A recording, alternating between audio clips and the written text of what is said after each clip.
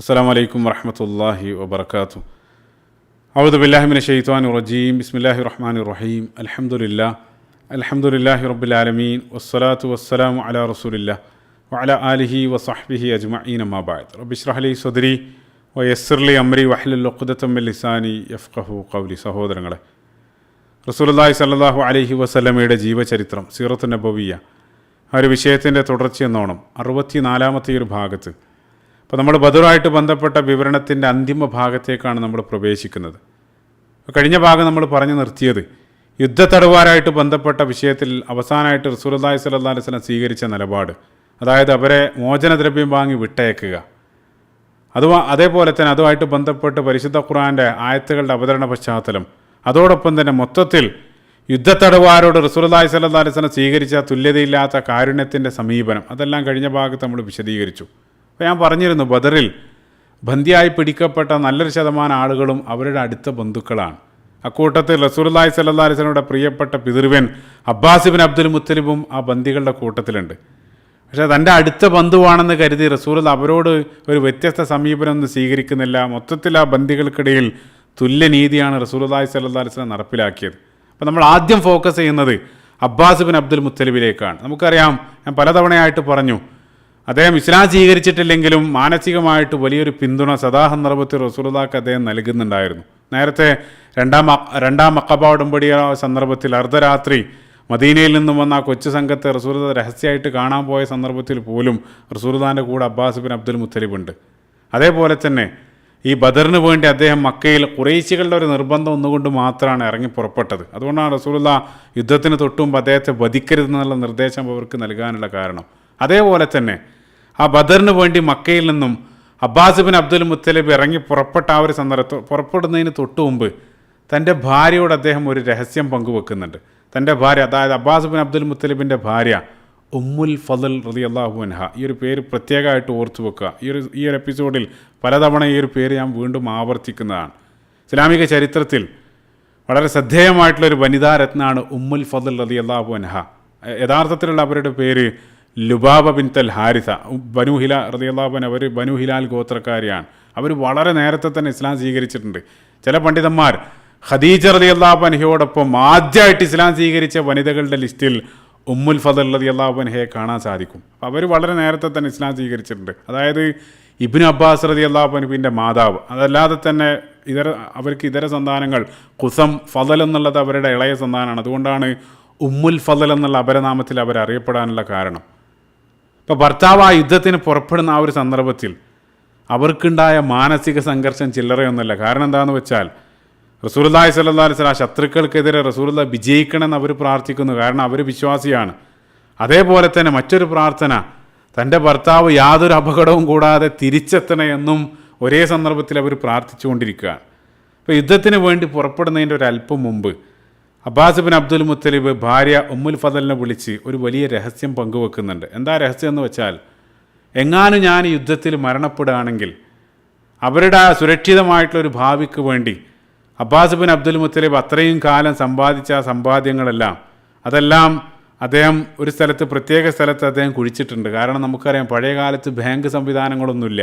അപ്പോൾ ധനികരായിട്ടുള്ള ആളുകളെല്ലാം അവരുടെ സമ്പത്ത് അവരേതെങ്കിലും ഭാഗത്ത് കൊണ്ടുപോയി കുഴിച്ചിടുക, ആ രൂപത്തിലാണ് അവർ സംരക്ഷിക്കുന്നത്. അപ്പോൾ ഭാര്യ വിളിച്ച് ആ സമ്പത്ത് വെച്ച സ്ഥലമെല്ലാം പറഞ്ഞ്, അതിനുശേഷം എനിക്കെന്തെങ്കിലും സംഭവിക്കുകയാണെങ്കിൽ ആ ഒരു സമ്പത്ത് നീയും അതേപോലെ തന്നെ സന്താനങ്ങൾക്കിടയിലെല്ലാം വീതിക്കണം, അതെല്ലാം ആ രൂപത്തിലുള്ള നിർദ്ദേശങ്ങളെല്ലാം ഭാര്യയ്ക്ക് നൽകിയിട്ടാണ് അദ്ദേഹം ആ യാത്ര പുറപ്പെടുന്നത്. ആ യാത്ര അദ്ദേഹം ആ രൂപത്തിലാണ് ബദറിന് വേണ്ടി പുറപ്പെടുന്നത്. ഈ ഒരു സംഭവം പ്രത്യേകമായിട്ട് ഓർത്തു വെക്കുക. അങ്ങനെ ബദർ യുദ്ധാനന്തരം ബന്ദികളെല്ലാം ആ ബന്ദികളായിട്ടുള്ള ആളുകളെല്ലാം മദീനയിലുണ്ടായിരുന്ന അൻസാറുകളുടെ വീട്ടിലാണ് അവർ പാർപ്പിച്ചിട്ടുള്ളത്. ചില ആളുകളെ ആ പള്ളിയിൽ മസ്ജിദുൻ നബവിയുടെ ഒരു ഭാഗത്തുള്ള ഒരു റൂമിലാണ് ചില ബന്ദികളെ അവിടെയും ചില ബന്ദികൾ അവർ പാർപ്പിച്ചിട്ടുണ്ട്. അതായത് റസൂലുള്ളാഹിൻ്റെ വീടിനോട് ചേർന്നിട്ടുള്ള ആ ഭാഗം. അപ്പം അവിടെ പാർപ്പിച്ചിട്ടുള്ള ആ ബന്ദികളെല്ലാം മുൻകരുതലിൻ്റെ ഭാഗമായിട്ട് അവരുടെ കൈകളെല്ലാം നന്നായിട്ട് ബന്ധിച്ചിട്ടുണ്ട്. അതേപോലെ തന്നെ സുരക്ഷയ്ക്ക് വേണ്ടി അവിടെ ചില കാവൽക്കാരെയും റസൂലുള്ളാഹി സ്വല്ലല്ലാഹു അലൈഹി വസല്ലം നിയമിച്ചിട്ടുണ്ട്. അപ്പോൾ ആ ഒരു സന്ദർഭത്തിൽ അവിടെ ഉണ്ടായ ഒരു സംഭവം ഇബ്നു സഅദ് അദ്ദേഹത്തിൻ്റെ തബഖാത്തിൽ ഉദ്ധരിക്കുന്നുണ്ട്. അതെന്താണെന്ന് വെച്ചാൽ, രാത്രിയായ സമയത്ത് ആ പള്ളിയുടെ ഭാഗത്ത് താമസിപ്പിച്ച ബന്ദികൾക്കിടയിൽ നിന്നും ഒരു ഞെരുക്കം, ഒരു ദീനരോധനം ഇങ്ങനെ കേട്ടുകൊണ്ടിരിക്കുകയാണ്. ആ കേൾക്കുന്ന ശബ്ദം അബ്ബാസ് ബിൻ അബ്ദുൽ മുത്തലിബിൻ്റേതാണ്. ഇത് റസൂലുള്ളാഹി തിരിച്ചറിയാണ്. അപ്പോൾ റസൂലുള്ളാഹിക്ക് അങ്ങേയറ്റം മാനസിക പ്രയാസം വരാണ്. കാരണം താൻ ഏറ്റവും ഇഷ്ടപ്പെടുന്ന ആ തൻ്റെ പിതൃവിനപ്പുറത്ത് കരയുന്ന സന്ദർഭത്തിൽ എങ്ങനെയാണ് റസൂലുള്ളാഹിക്ക് സമാധാനമായിട്ട് അവിടെ കിടക്കാൻ സാധിക്കുക? പക്ഷെ അതേ സന്ദർഭത്തിൽ തൻ്റെ പിതൃവിന് മാത്രമായിട്ട് എന്തെങ്കിലും ഒരളവ് ചെയ്തു കൊടുക്കാൻ കൽപ്പിക്കാനായിട്ട് റസൂലുള്ളാഹിക്ക് വയ്യ. ആ രൂപത്തിൽ മാനസികമായിട്ട് റസൂലുള്ളാഹി അങ്ങേയറ്റം ഒരു പ്രയാസം അനുഭവിക്കുന്നത് റസൂലുള്ളാഹിൻ്റെ മുഖത്ത് നിന്നും കണ്ട് അവിടെ കൂടി നിൽക്കുന്ന സ്വഹാബികൾ വായിച്ചെടുക്കുകയാണ്. അത് മനസ്സിലാക്കി ഉടനെ തന്നെ അവർ പോയി അബ്ബാസ് ബിൻ അബ്ദുൽ മുത്തലിബിൻ്റെ കയ്യിലുണ്ടായിരുന്ന ആ കെട്ട് ഒരല്പം അയച്ചു കൊടുക്കുകയാണ്. അതോടുകൂടി അബ്ബാസ് ബിൻ അബ്ദുൽ മുത്തലിബിന് ഒരു ആശ്വാസം ലഭിക്കുകയാണ്. പിന്നീട് അദ്ദേഹത്തിൻ്റെ ആ ശബ്ദം കേൾക്കുന്നില്ല. അപ്പോൾ ശബ്ദം കേൾക്കാതായ സന്ദർഭത്തിൽ റസൂലുള്ളാഹി സ്വഹാബികളെ വിളിച്ചുകൊണ്ട് കാര്യം അന്വേഷിച്ചു. മാലീല അസ്മ അനീനൽ അബ്ബാസ്, അപ്പുറത്ത് ഇതുവരെ ഒരു ഞെരുക്കം, അബ്ബാസിൻ്റെ ഞെരുക്കം ഞാൻ കേട്ടിരുന്നല്ലോ, ഇപ്പോൾ എന്ത് പറ്റി? അപ്പോൾ സ്വഹാബികൾ അവർ മറുപടി പറഞ്ഞു, പ്രവാചകരെ, നിങ്ങളുടെ ആ വിഷമം ഞങ്ങൾക്ക് മനസ്സിലായി, അതുകൊണ്ട് തന്നെ ഞങ്ങൾ അദ്ദേഹത്തിൻ്റെ കയ്യിലുള്ള കെട്ട് ഒരല്പം അയച്ചു കൊടുത്തിട്ടുണ്ട്.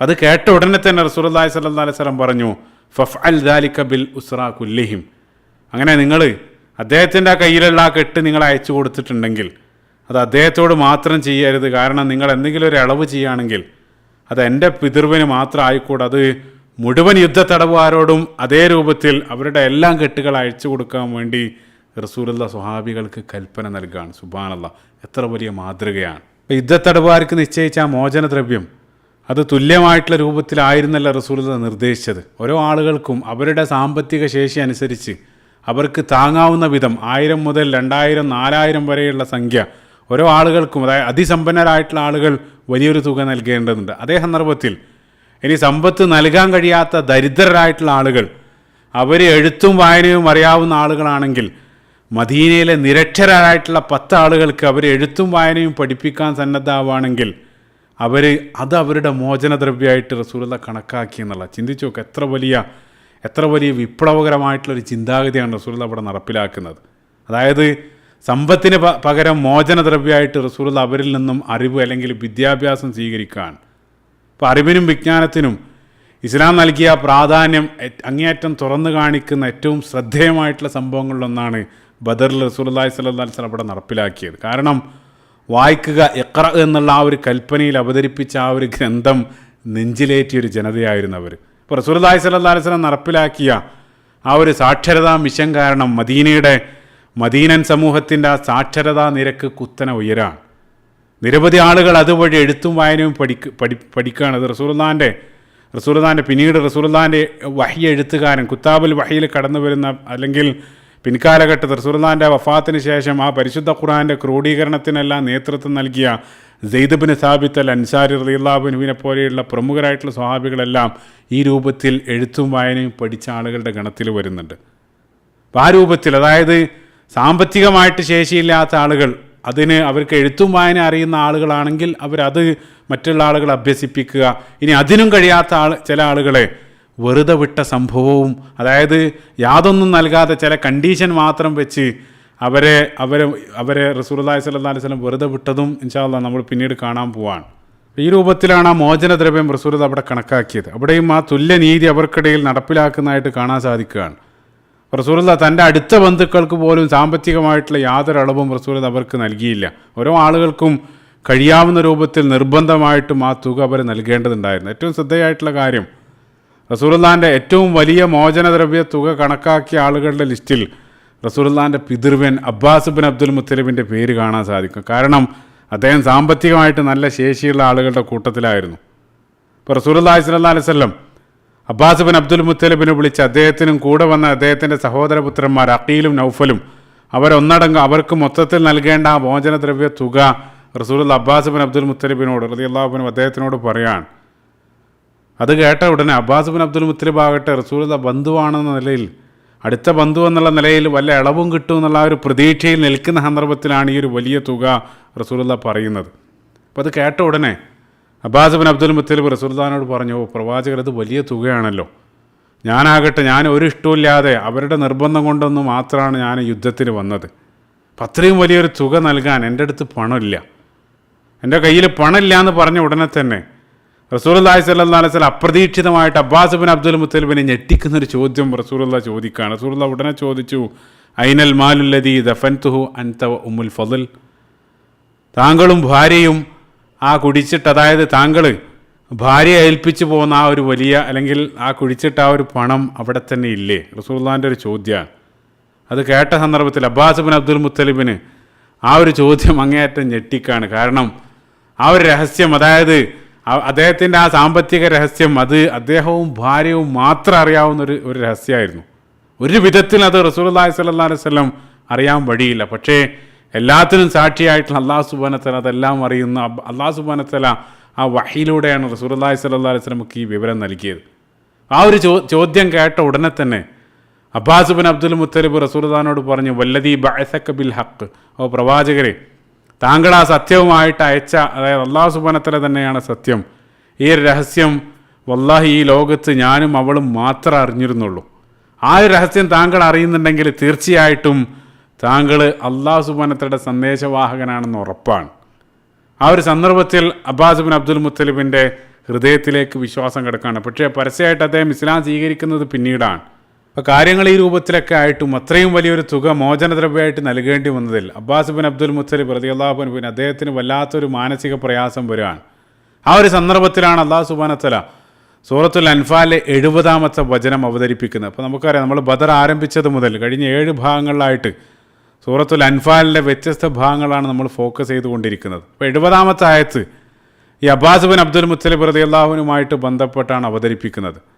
അപ്പോൾ ആ ഒരു വചനത്തിൽ അല്ലാഹു സുബ്ഹാനഹു വ തആല 70-ാമത്തെ വചനത്തിൽ യാ അയ്യുഹൻ നബിയ്യു ഖുൽ ലിമൻ ഫി ഐദീകും മിനൽ അസ്റ, അല്ലാഹു സുബ്ഹാനഹു വ തആല പറയണം, ഓ പ്രവാചകരെ, നിങ്ങളുടെ കയ്യിലുള്ള യുദ്ധത്തടവുകാരോട് നിങ്ങൾ പറയുക, ഇൻ യഅലമില്ലാഹു ഫീ ഖുലൂബിക്കും ഖൈറൻ യുഅ്തികും ഖൈറൻ മിമ്മാ ഉഖിദ മിൻകും വയഗ്ഫിർ ലക്കും. അല്ലാഹു സുബ്ഹാനഹു വ തആല പറയാണ്, നിങ്ങളുടെ ഹൃദയത്തിൽ വല്ല നന്മയും ഉള്ളതായിട്ട് അല്ലാഹു സുബ്ഹാനഹു വ തആല അറിയുന്നുണ്ടെങ്കിൽ, അല്ലെങ്കിൽ നിങ്ങളുടെ ഹൃദയത്തിൽ വല്ല നന്മയും ഉണ്ടെങ്കിൽ അല്ലാഹു സുബ്ഹാനഹു വ തആല തീർച്ചയായിട്ടും നിങ്ങളോട് വാങ്ങിയതിനേക്കാൾ ഉത്തമമായത് അല്ലാഹു സുബ്ഹാനഹു വ തആല നൽകും. അതേപോലെ തന്നെ അതിൻ്റെ കൂടെ നിങ്ങൾക്ക് പാപമോചനവും അല്ലാഹു സുബ്ഹാനഹു വ തആല നൽകും എന്നുള്ളതാണ്. ഈ ഒരു ആയത്ത് ഇറങ്ങിയ സന്ദർഭത്തിൽ റസൂലുള്ളാഹി സ്വല്ലല്ലാഹു അലൈഹി വസല്ലം അബ്ബാസ് ബിൻ അബ്ദുൽ മുത്തലിബിനോട് ആ കാര്യം പറഞ്ഞു, ഓ നിങ്ങൾ വിഷമിക്കേണ്ടതില്ല, തീർച്ചയായിട്ടും നിങ്ങൾ പറയുന്നത് സത്യമാണെങ്കിൽ, അതായത് നിങ്ങളുടെ ഹൃദയത്തിൽ വിശ്വാസം ഉണ്ടെങ്കിൽ തീർച്ചയായിട്ടും, അല്ലെങ്കിൽ നിങ്ങൾക്കത് ബോധ്യപ്പെട്ടിട്ടുണ്ടെങ്കിൽ തീർച്ചയായിട്ടും അല്ലാഹു സുബ്ഹാനഹു വ തആല താങ്കൾ ഇസ്ലാമിലേക്ക് നയിക്കും.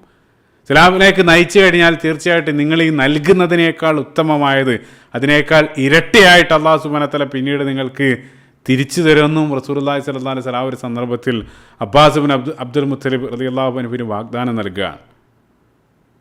ആ ഒരു വാഗ്ദാനം കേട്ട സന്ദർഭത്തിൽ അദ്ദേഹം ആ മോചനദ്രവ്യ തുക റസൂലുള്ളാഹി സ്വല്ലല്ലാഹു അലൈഹി വസല്ലമക്ക് നൽകുകയാണ്. സുബ്ഹാനല്ലാഹ്, അത്ഭുതം എന്താ വെച്ചാൽ മുന്നോട്ടുള്ള ചരിത്രത്തിൽ അല്ലാഹു സുബ്ഹാനഹു വ തആല വാഗ്ദാനം ചെയ്തതുപോലെ തന്നെ അബ്ബാസ് ബിൻ അബ്ദുൽ മുത്തലിബ് റളിയല്ലാഹു അൻഹു അദ്ദേഹം പിന്നീട് ഇസ്ലാമിലേക്ക് വരുന്നുണ്ട്. അത് മാത്രമല്ല, അദ്ദേഹത്തിന് ആദ്യം ഉള്ളതിനേക്കാൾ സമ്പത്ത് പിന്നീട് ധാരാളം ഇരട്ടിക്കുന്നതായിട്ടുള്ള ചരിത്രമാണ് മുന്നോട്ട് കാണാൻ സാധിക്കുന്നത്. അപ്പോൾ അല്ലാഹു സുബ്ഹാനഹു വ തആല ആ രൂപത്തിൽ ആ ഒരു വാഗ്ദാനം പിന്നീട് നിറവേറ്റുന്നതാണ് മുന്നോട്ടുള്ള ചരിത്രത്തിൽ കാണാൻ സാധിക്കുന്നത്. അപ്പോൾ ഇതാണ് അബ്ബാസ് ബിൻ അബ്ദുൽ മുത്തലിബ് റളിയല്ലാഹു അൻഹുവുമായിട്ട് ബന്ധപ്പെട്ട ചരിത്രം. അപ്പോൾ നേരത്തെ ഞാൻ പറഞ്ഞ ആ ഒരു പേര് ഉമ്മുൽ ഫളൽ റളിയല്ലാഹു അൻഹ, അവരെ പ്രത്യേകമായിട്ട് നിങ്ങൾ ഓർത്തു വെക്കുക.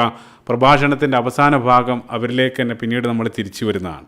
പിതൃവിനായിട്ടുള്ള അബ്ബാസ് ബിൻ അബ്ദുൽ മുത്തലിബിനെ പോലെ തന്നെ പിന്നീട് റസൂലുള്ളാഹി സ്വല്ലല്ലാഹു അലൈഹി വസല്ലമയുമായിട്ട് അടുത്ത ബന്ധമുള്ള മറ്റൊരാളും ആ യുദ്ധത്തടവുകാരുടെ കൂട്ടത്തിലുണ്ടായിരുന്നു. അത് മറ്റാരായിരുന്നില്ല, റസൂലുള്ളാഹിൻ്റെ മരുമകനായിരുന്ന അബുൽ ആസ് ബിൻ റബീഅ റസൂലുള്ളാഹിൻ്റെ മൂത്ത മകൾ സൈനബ് റളിയല്ലാഹു അൻഹയുടെ ഭർത്താവാണ്. നിങ്ങൾ ഓർക്കുന്നുണ്ടാവും, മക്കീ കാലഘട്ടത്ത് ഖദീജ റളിയല്ലാഹു അൻഹ എല്ലാം ജീവിച്ചിരുന്ന ആ ഒരു സന്ദർഭത്തിൽ ഖദീജ റളിയല്ലാഹു അൻഹയുടെ സഹോദരിയായിരുന്ന ഹാലയുടെ മകനാണ് ഈ അബുൽ ആസ് ബിൻ റബീഅ. അപ്പോൾ അവർ തമ്മിലുള്ള ആ വിവാഹം റസൂലുള്ളാഹിൻ്റെ നുബുവത്തിനെല്ലാം എത്രയോ മുമ്പ് അവർ തമ്മിലുള്ള ആ വിവാഹം നടന്നു. സൈനബ് റളിയല്ലാഹു അൻഹയും അബുൽ ആസ് ബിൻ റബീഅയും അവർ അങ്ങേയറ്റ സ്നേഹത്തോടു കൂടെ മാതൃകാ ദമ്പതികളായിട്ട് പിന്നീട് മക്കയിൽ ജീവിക്കുകയാണ്. ആ ഒരു സന്ദർഭത്തിലാണ് റസൂലുള്ളാഹി സ്വല്ലല്ലാഹു അലൈഹി വസല്ലമക്ക് നുബുവത്ത് ലഭിക്കുന്നത്. അപ്പോൾ നുബുവത്ത് ലഭിച്ച ഉടനെ തന്നെ മകള് സൈനബ് റളിയല്ലാഹു അൻഹ ഭർത്താവിൻ്റെ സമ്മതമില്ലാതെ തന്നെ ആ ഇസ്ലാമിൽ വിശ്വസിക്കുകയാണ്, അതായത് റസൂലുള്ളാഹി സ്വല്ലല്ലാഹു അലൈഹി വസല്ലമയിൽ വിശ്വസിക്കുകയാണ്. ആ ഒരു സന്ദർഭത്തിൽ അബുൽ ആസ് ബിൻ റബീഅ സ്ഥലത്തുണ്ടായിരുന്നില്ല. അദ്ദേഹം ഒരു കച്ചവട യാത്രയ്ക്ക് വേണ്ടി ഷ്യാമിലേക്ക് പോയതാണ്. കച്ചവട യാത്രകൾ മാസങ്ങൾ ദൈർഘ്യമുള്ളതാണ്. യാത്രയെല്ലാം കഴിഞ്ഞ് തിരിച്ചെത്തിയ സന്ദർഭത്തിൽ അദ്ദേഹം ഈ വിവരങ്ങളൊക്കെ അറിയാണ്. അതായത് റസൂലുള്ളാഹി സ്വല്ലല്ലാഹു അലൈഹി വസല്ലമക്ക് നുബുവത്ത് കിട്ടിയതും ആ പ്രബോധനം ആരംഭിച്ചതും അതിൽ തൻ്റെ ഭാര്യ, അതായത് റസൂലുള്ളാഹിൻ്റെ മകൾ സൈനബ് റളിയല്ലാഹു അൻഹ വിശ്വസിച്ച വിവരമെല്ലാം അദ്ദേഹം ആ സന്ദർഭത്തിൽ അറിയാണ്. പക്ഷെ അത് അറിഞ്ഞ സന്ദർഭത്തിലും അദ്ദേഹം അതിനൊന്ന് എതിർക്കാൻ പോയില്ല. കാരണം അദ്ദേഹത്തിന് സൈനബ് റളിയല്ലാഹു അൻഹയെയും അതേപോലെ റസൂലുള്ളാഹിനെ അത്രയേറെ ഇഷ്ടമായിരുന്നു. അങ്ങനെ അദ്ദേഹം തൻ്റെ ഭാര്യ സൈനബ് റളിയല്ലാഹു അൻഹയോട് അദ്ദേഹം പറഞ്ഞു, നിങ്ങളുടെ രണ്ടാളുടെയും സത്യസന്ധതയിൽ എനിക്ക് യാതൊരു സംശയവുമില്ല. പക്ഷേ അതേപോലെ തന്നെ ഞാൻ നിന്നെ ഒരുപാട് സ്നേഹിക്കുന്നുണ്ട്, നീ എവിടെ പോയാലും ഞാൻ നിൻ്റെ കൂടെയുണ്ട്. അത്രയേറെ ഇഷ്ടമായിരുന്നു അദ്ദേഹത്തിന് ഭാര്യയെ. എന്നിട്ട് അദ്ദേഹം പറഞ്ഞു, ഞാൻ ഈ ഒരു സന്ദർഭത്തിൽ ഞാൻ ഈ ഒരു മതം സ്വീകരിക്കുകയാണെങ്കിൽ ഞങ്ങളുടെ ഇത്രയും കാലമുള്ള ഞങ്ങളുടെ പൂർവ്വപിതാക്കളുടെ ആ ഒരു പാരമ്പര്യം ഉപേക്ഷിച്ച് ഭാര്യയെ പിൻപറ്റി എന്നുള്ള ആ ഒരു ആക്ഷേപം എനിക്ക് കേൾക്കേണ്ടി വരും. അപ്പോൾ അതുകൊണ്ട് തന്നെ ഈ ഒരു സന്ദർഭത്തിൽ ഞാനത് സ്വീകരിക്കുന്നില്ല. അപ്പം അദ്ദേഹം ആ മതം ഇസ്ലാം സ്വീകരിക്കുന്നില്ല. പക്ഷേ അദ്ദേഹം മുശ്രിക്കും സൈനബ് റളിയല്ലാഹു അൻഹ മുസ്ലിമുമായിട്ട് ആ ഒരു ബന്ധം അത്യധികം സ്നേഹത്തോടു കൂടെ അവരുടെ ആ ദാമ്പത്യ ജീവിതം മുന്നോട്ട് പോവാൻ ആ പല സന്ദർഭത്തിലും ഖുറൈശി പ്രമാണിമാർ അബൂലഹബിനെ പോലെയുള്ള ആളുകൾ അബുൽ ആസ് ബിൻ റബിയെ ഈ ഒരു ബന്ധത്തിൽ നിന്നും പിന്തിരിപ്പിക്കാൻ വേണ്ടി പല ശ്രമങ്ങളും നടത്തുന്നുണ്ട്. പക്ഷേ അതൊന്നും കേൾക്കാതെ അദ്ദേഹം തൻ്റെ ആ ഭാര്യയോടൊപ്പം തന്നെ ജീവിക്കണം. അത്രയേറെ സൈനബ് റളിയല്ലാഹു അൻഹയെ അദ്ദേഹം സ്നേഹിച്ചിരുന്നു. അതുമാത്രമല്ല, പ്രത്യേകമായിട്ട് നോട്ട് ചെയ്യേണ്ട ഒരു പോയിൻ്റ്, ആ ഒരു സന്ദർഭത്തിൽ അമുസ്ലിങ്ങളെ വിവാഹം കഴിക്കുന്നത് വിലക്കിക്കൊണ്ടുള്ള മതകൽപ്പന ഉണ്ടായിരുന്നില്ല. അത് മദീനൻ കാലഘട്ടത്തിൽ ഹിജ്റയ്ക്ക് ശേഷമാണ് ആ ഒരു കൽപ്പന വരുന്നത്. അപ്പം അതുകൊണ്ട് തന്നെ അവരുടെ ആ ദാമ്പത്യം ഈ രണ്ട് വിശ്വാസ ചേരികളായിട്ട് തന്നെ ആ ദാമ്പത്യം മുന്നോട്ട് പോവാണ്. ആ ഒരു ദാമ്പത്യത്തിൽ അവർക്ക് 2 സന്താനങ്ങൾ, അലി, ഉമാമ, ഈ 2 കുട്ടികൾ ജനിക്കുന്നു. പിന്നീട് കാലം മുന്നോട്ട് പോയി, ഹിജ്റയുടെ സമയമായി. ഹിജ്റയുടെ സന്ദർഭത്തിൽ വല്ലാത്തൊരു പ്രതിസന്ധി സൈനബ് റളിയല്ലാഹു അൻഹയുടെ മുന്നിൽ വരികയാണ്. കാരണം തൻ്റെ ഭർത്താവിനെ മക്കയിൽ ഉപേക്ഷിച്ച് പിതാവിനോടൊപ്പം മദീനയിലേക്ക് പോകേണ്ടതുണ്ട്. ഭർത്താവിനെ ഉപേക്ഷിച്ചാൽ മാത്രം പോരാ, മക്കളെ കൂടെ കൂട്ടാനും പറ്റില്ല. കാരണം മക്കളെ കൂടെ കൂട്ടാൻ അബുൽ ആസ് ബിൻ റബിയ ഭർത്താവിൻ്റെ ഗോത്രക്കാർ സമ്മതിക്കില്ല. കാരണം മക്കൾ ഭർത്താവിൻ്റെ ഗോത്രത്തിലാണ് വരിക. അപ്പോൾ ആ ഒരു വലിയ വേർപാട് ഒഴിവാക്കാൻ വേണ്ടി മക്കയിൽ തന്നെ തങ്ങാൻ വേണ്ടി പിതാവ് റസൂലുള്ളാഹി സ്വല്ലല്ലാഹു അലൈഹി വസല്ലമയോട് സൈനബ് റളിയല്ലാഹു അൻഹ അനുമതി ചോദിക്കുകയാണ്. അപ്പോൾ റസൂലുള്ളാഹി സ്വല്ലല്ലാഹു അലൈഹി വസല്ലം അതിനുള്ള അനുമതി നൽകുകയാണ്. അങ്ങനെ സൈനബ് റളിയല്ലാഹു അൻഹ ഭർത്താവിനോടൊപ്പം പിന്നീടുള്ള കാലം മക്കയിൽ തന്നെ ആ ജീവിതം തുടരുകയാണ്. ആ ഒരു സന്ദർഭത്തിൽ മക്കയിൽ ജീവിതം തുടർന്ന് ഏകദേശം 1-2 വർഷത്തിന് ശേഷം നമ്മളിപ്പോൾ പറഞ്ഞുകൊണ്ടിരിക്കുന്ന ആ കോണ്ടെക്സ്റ്റിലേക്ക് വരാണ് ബദർ അരങ്ങേറാണ്. ആ ബദറിൻ്റെ സന്ദർഭത്തിൽ ആ ഖുറൈശികൾ, അദ്ദേഹത്തിന് യാതൊരു താല്പര്യമില്ലാതെ തന്നെ ഖുറൈശികളുടെ ആ നിർബന്ധം കാരണം അബുൽ ആസ് ബിൻ റബിയ ബദറിൽ ആ സംഘത്തിൽ പുറപ്പെടേണ്ടി വരികയാണ്. ആ ഒരു സന്ദർഭത്തിലുള്ള സൈനബ് റളിയല്ലാഹു അൻഹയുടെ ഒരു മാനസികാവസ്ഥ ചിന്തിച്ചു നോക്കുക. ഭർത്താവ് പോകുന്നത് സ്വന്തം പിതാവുമായിട്ട് ഏറ്റുമുട്ടാൻ വേണ്ടിയിട്ടാണ്. അങ്ങനെ ആ ബദറിലുള്ള യുദ്ധക്കളത്തിൽ വെച്ച് റസൂലുള്ളാഹി സ്വല്ലല്ലാഹു അലൈഹി വസല്ലം ആദ്യം തന്നെ ചില ആളുകൾ, അതായത് നിർബന്ധം കാരണം വന്ന ആളുകളെ വധിക്കരുതെന്നുള്ള കൽപ്പന പ്രത്യേകമായിട്ട് നൽകിയിരുന്നു. അങ്ങനെ ബദറിൻ്റെ യുദ്ധക്കളത്തിൽ വെച്ച് അബ്ദുല്ലാഹ് ഇബ്നു ജുബൈർ റളിയല്ലാഹു അൻഹു അബുൽ ആസ് ബിൻ റബിയെ കൈയോടെ പിടികൂടാ, യുദ്ധത്തടവുകാരനായിട്ട് പിടികൂടാ. അബ്ദുല്ലാഹ് ഇബ്നു ജുബൈർ റളിയല്ലാഹു അൻഹു നമുക്കറിയാം, പ്രസിദ്ധനായിട്ടുള്ള സ്വഹാബിയാണ്. അദ്ദേഹമാണ് ഉഹദ് യുദ്ധത്തിൽ ആ അമ്പെയ്ത്തുകാരുടെ തലവനായിട്ട് റസൂലുള്ളാഹി സ്വല്ലല്ലാഹു അലൈഹി വസല്ലം നിയോഗിച്ച ആ സ്വഹാബിയാണ് അബ്ദുല്ലാഹ് ഇബ്നു ജുബൈർ റളിയല്ലാഹു അൻഹു. അദ്ദേഹമാണ് റസൂലുള്ളാഹിൻ്റെ മരുമകനായിരുന്ന അബുൽ ആസ് ബിൻ റബിയെ യുദ്ധക്കളത്തിൽ പിടികൂടുന്നത്. അപ്പോൾ ഈ ഒരു സന്ദർഭത്തിൽ ബദറിലെ യുദ്ധത്തടവുകാരോടൊപ്പം അബുൽ ആസ് ബിൻ റബിയയും ആ കൂട്ടത്തിലുണ്ട്. റസൂലുള്ളാഹി സ്വല്ലല്ലാഹു അലൈഹി വസല്ലം മറ്റുള്ള ആളുകൾക്കെന്ന പോലെ തന്നെ അദ്ദേഹത്തിനും ഒരു മോചനദ്രവ്യ തുക റസൂലുള്ളാഹി കണക്കാക്കി. അങ്ങനെ ഏറെ വൈകാതെ തന്നെ അദ്ദേഹത്തിനെ മോചിപ്പിക്കാനുള്ള തുകയുമായിട്ട് മക്കയിൽ നിന്നൊരു വ്യക്തി, അംർ ബിൻ റബിയ എന്നറിയപ്പെടുന്ന ഒരു വ്യക്തി എത്തുകയാണ്. അങ്ങനെ അദ്ദേഹം ആ പണത്തിൻ്റെ കിഴി, അല്ലെങ്കിൽ ആ മോചനദ്രവ്യ തുകയുടെ ആ കിഴി റസൂലുള്ളാഹിൻ്റെ കയ്യിൽ ഏൽപ്പിക്കുകയാണ്. റസൂലുള്ളാഹി തുറന്ന സന്ദർഭത്തിൽ അതിൽ നിന്നും ഒരു സ്വർണത്തിൻ്റെ നെക്ലസ് റസൂലുള്ളാഹി കാണുകയാണ്. അത് കണ്ട ഉടനെ തന്നെ, അത് കണ്ട മാത്രമേ റസൂലുള്ളാഹി സ്വല്ലല്ലാഹു അലൈഹി വസല്ലമയുടെ കണ്ണിൽ നിന്നും ധാരയായിട്ട് കണ്ണീരൊഴുകാൻ തുടങ്ങി. റസൂലുള്ളാഹി സ്വല്ലല്ലാഹു അലൈഹി വസല്ലം അവിടെ ഇരുന്ന് കരയാണ്. അത് കണ്ടു നിൽക്കുന്ന സ്വഹാബികൾക്കൊന്നും കാര്യം മനസ്സിലാകുന്നില്ല, എന്തിനാണ് റസൂലുള്ളാഹി സ്വല്ലല്ലാഹു അലൈഹി വസല്ലം കരയുന്നത്. അല്പസമയത്തിന് ശേഷം അവർ റസൂലുള്ളാഹിനോട് കാര്യം അന്വേഷിച്ചു. അപ്പോൾ റസൂലുള്ളാഹി സ്വല്ലല്ലാഹു അലൈഹി വസല്ലം പറഞ്ഞു, ഞാൻ കരയാനുള്ള കാരണം ഈ ഒരു സ്വർണത്തിൻ്റെ നെക്ലസ്സാണ്. കാരണം അത് ഖദീജ റളിയല്ലാഹു അൻഹ വിവാഹദിനം തൻ്റെ മകള് സൈനബ് റളിയല്ലാഹു അൻഹയ്ക്ക് സമ്മാനിച്ചതായിരുന്നു. ആ സമ്മാനിച്ച സ്വർണത്തിൻ്റെ നെക്ലസ്സാണ് ഈ ഒരു സന്ദർഭത്തിൽ ഭർത്താവിൻ്റെ മോചനത്തിന് വേണ്ടി മകള് സൈനബ് റളിയല്ലാഹു അൻഹ മക്കയിൽ നിന്ന് അയച്ചിട്ടുള്ളത്. ആ ഒരു സ്വർണത്തിൻ്റെ നെക്ലസ് കണ്ട സന്ദർഭത്തിൽ റസൂലുള്ളാഹി ആ മരണപ്പെട്ട പ്രിയതമയുടെ ആ വേദനിപ്പിക്കുന്ന ഓർമ്മകൾ, അല്ലെങ്കിൽ ആ പഴയ കാലത്തെ ആ ഓർമ്മകൾ റസൂലുള്ളാഹിനെ അങ്ങേയറ്റം വേട്ടയാടുകയാണ്. അതാണ് റസൂലുള്ളാഹിനെ അങ്ങേയറ്റം കരയിപ്പിച്ചത്. അപ്പോൾ ആ ഒരു കരഞ്ഞു കലങ്ങിയ കണ്ണുകളായിട്ട് റസൂലുള്ളാഹി അവരിലേക്ക് തിരിഞ്ഞുകൊണ്ട് റസൂലുള്ളാഹി പറഞ്ഞു, ഇൻഷിഅ്തും അത്ലഖ്തും ലഹ അസീറഹ വറദത്തും അലൈഹ ഖിലാദത്ത. റസൂലുള്ളാഹി പറയാണ്, നിങ്ങൾക്ക് സമ്മതമാണെങ്കിൽ നിങ്ങൾക്ക് വിരോധമില്ലെങ്കിൽ അവൾക്ക് അവളുടെ ആ തടവുകാരനെ വിട്ടുകൊടുക്കുക. അതോടൊപ്പം തന്നെ അവൾ നൽകിയ ആ ധനം, ആ നെക്ലസ്, അതും കൂടെ നിങ്ങൾക്ക് സമ്മതമാണെങ്കിൽ ഒന്ന് തിരിച്ചു കൊടുക്കുമോ. സുബ്ഹാനല്ലാഹ്, റസൂലുള്ളാഹി കൽപ്പിക്കല്ല, മറിച്ച് റസൂലുള്ളാഹിൻ്റെ ഒരു റിക്വസ്റ്റാണ്. കാരണം ആ രൂപത്തിലേ പറയാൻ പറ്റൂ. അത് കേട്ട ഉടനെ തന്നെ അവർ സമ്മതിച്ചു. അവർ അബുല്ലാസ് ബിൻ റബിയ അവർ തിരിച്ചയക്കാണ്, കൂടെ ആ നെക്ലസും അവർ കൊടുത്തയക്കാണ്. പോകുന്ന സന്ദർഭത്തിൽ റസൂലുള്ളാഹി സ്വല്ലല്ലാഹു അലൈഹി വസല്ലം അബുല്ലാസ് ബിൻ റബിയ മരുമകനെ വിളിച്ചുകൊണ്ട് റസൂലുള്ളാഹി പറഞ്ഞു, നിന്നെ ഞാൻ വിട്ടയക്കാണ്, പക്ഷേ നീ അവിടെ എത്തിയ ഉടനെ തന്നെ മകളെ, അതായത് സൈനബ് റളിയല്ലാഹു അൻഹയെ മദീനയിലേക്ക് അയക്കാൻ വേണ്ടി റസൂലുള്ളാഹി കൽപ്പിക്കുകയാണ്. കാരണം ആ ഒരു നിയമം, അതായത് അവിശ്വാസികളായിട്ടുള്ള ആളുകളെ അവരുമായിട്ട് ദാമ്പത്യം പങ്കിടാൻ പറ്റില്ല എന്നുള്ള ആ ഒരു നിയമം, ആ ഒരു കൽപ്പന ആ ഒരു സന്ദർഭത്തിൽ വന്നിട്ടുണ്ടായിരുന്നു. അപ്പം അതുകൊണ്ട് തന്നെ അബുല്ലാസ് ബിൻ റബിയ ആ ഒരു വാക്ക് റസൂലുള്ളാഹിക്ക് നൽകുകയാണ്. തീർച്ചയായിട്ടും ഞാൻ മക്കയിലെത്തിയ ഉടനെ തന്നെ മകളെ തിരിച്ചയക്കാമെന്നുള്ളൊരു വാക്കും നൽകി അബുല്ലാസ് ബിൻ റബിയ മക്കയിലേക്ക് തിരിച്ചു പോവാണ്. അപ്പോൾ ഭർത്താവ് മക്കയിൽ തിരിച്ചെത്തിയ സന്ദർഭത്തിൽ സൈനബ് റളിയല്ലാഹു അൻഹ അത്യധികം സന്തോഷിക്കുകയാണ്. പക്ഷേ ആ സന്ദർഭത്തിലും അവർക്ക് വലിയൊരു വിഷമമുണ്ടായിരുന്നു. കാരണം ഉടനെ തന്നെ ഭർത്താവിനെ പിരിയേണ്ടതുണ്ട്. മദീനയിലേക്ക് യാത്രയാവാനുള്ള കൽപ്പനയുണ്ട്. അത് ഇസ്ലാമിൻ്റെ കൽപ്പനയാണ്. അത് ഭർത്താവിനേക്കാൾ വലുതാണ്. ഇപ്പോൾ സൈനബ് റളിയല്ലാഹു അൻഹ ഉടനെ തന്നെ മദീനയിലേക്കുള്ള യാത്രയ്ക്ക് വേണ്ടി തയ്യാറെടുക്കുകയാണ്. ആ സന്ദർഭത്തിൽ അവർ ഗർഭിണിയായിരുന്നു. അപ്പോൾ മദീനയിലേക്ക് മകളെ സുരക്ഷിതമായിട്ട് എത്തിക്കാൻ വേണ്ടി റസൂലുള്ളാഹി 2 സ്വഹാബികൾ, റസൂലുള്ളാഹിൻ്റെ വളർത്തുപുത്രർ സെയ്ദ് ഇബ്നു ഹാരിസ റളിയല്ലാഹു അൻഹുവിനെയും മറ്റൊരു സ്വഹാബിയെയും റസൂലുള്ളാഹി അയച്ചിരുന്നു. അവർ രണ്ടാളും ആ മക്കയുടെ പട്ടണത്തിൻ്റെ പുറത്ത് റസൂലുള്ളാഹിൻ്റെ മകൾ സൈനബ് റളിയല്ലാഹു അൻഹയും കാത്ത് അവിടെ നിൽക്കുന്നുണ്ട്. അപ്പോൾ ഭാര്യയെ സുരക്ഷിതമായിട്ട് പട്ടണത്തിൻ്റെ പുറത്തെത്തിക്കാൻ വേണ്ടി ഭർത്താവ് അബുല്ലാസ് ബിൻ റബിയ അവിടെ മക്കയിലുണ്ടായിരുന്ന ഒരു വില്ലാളിയായ കിനാനത്ത് ബിൻ റബിയ എന്നൊരാളെയെല്ലാം കൂട്ടി പരസ്യമായിട്ട് അവർ ആ മദീന ലക്ഷ്യമാക്കി മക്കയുടെ പട്ടണത്തിലൂടെ യാത്രയാവാൻ. അത് കണ്ട ഉടനെ തന്നെ ഖുറൈശികൾ അത് തടയാണ്. കാരണം അവർക്ക് റസൂലുള്ളാഹിനോടുള്ള പക, പ്രത്യേകിച്ച് ബദറിലുള്ള പരാജയമെല്ലാം, അത് കാരണമെല്ലാം റസൂലുള്ളാഹി സ്വല്ലല്ലാഹു അലൈഹി വസല്ലമയുടെ കടുത്ത പക പല ആളുകൾക്ക് അവിടെ ഉണ്ടായിരുന്നു. റസൂലുള്ളാഹി സ്വല്ലല്ലാഹു അലൈഹി വസല്ലമയുടെ മകളെ ആ മകൾ പോകുന്നത് അവർ തടഞ്ഞു വെക്കുകയാണ്. അങ്ങനെ ഖുറൈശികളിൽപ്പെട്ട ക്രൂരനായിട്ടുള്ളൊരു വ്യക്തി, ഹബ്ബാർ ഇബ്നുൽ അസ്വദ് എന്നറിയപ്പെടുന്ന ഒരു ക്രൂരനായിട്ടുള്ള വ്യക്തി സൈനബ് റളിയല്ലാഹു അൻഹ ഇരിക്കുന്ന ഒട്ടകത്തെ കുന്തം കൊണ്ട് കുത്തുകയാണ്, പിറകിൽ നിന്ന് കുത്തുകയാണ്. ആ സന്ദർഭത്തിൽ സൈനബ് റളിയല്ലാഹു അൻഹയും കുട്ടികളും ഒട്ടകപ്പുറത്തുള്ള ഹൗദജ്, ആ ഒരു പല്ലക്കിന് അകത്താണ് അവരിയ്ക്കുന്നത്.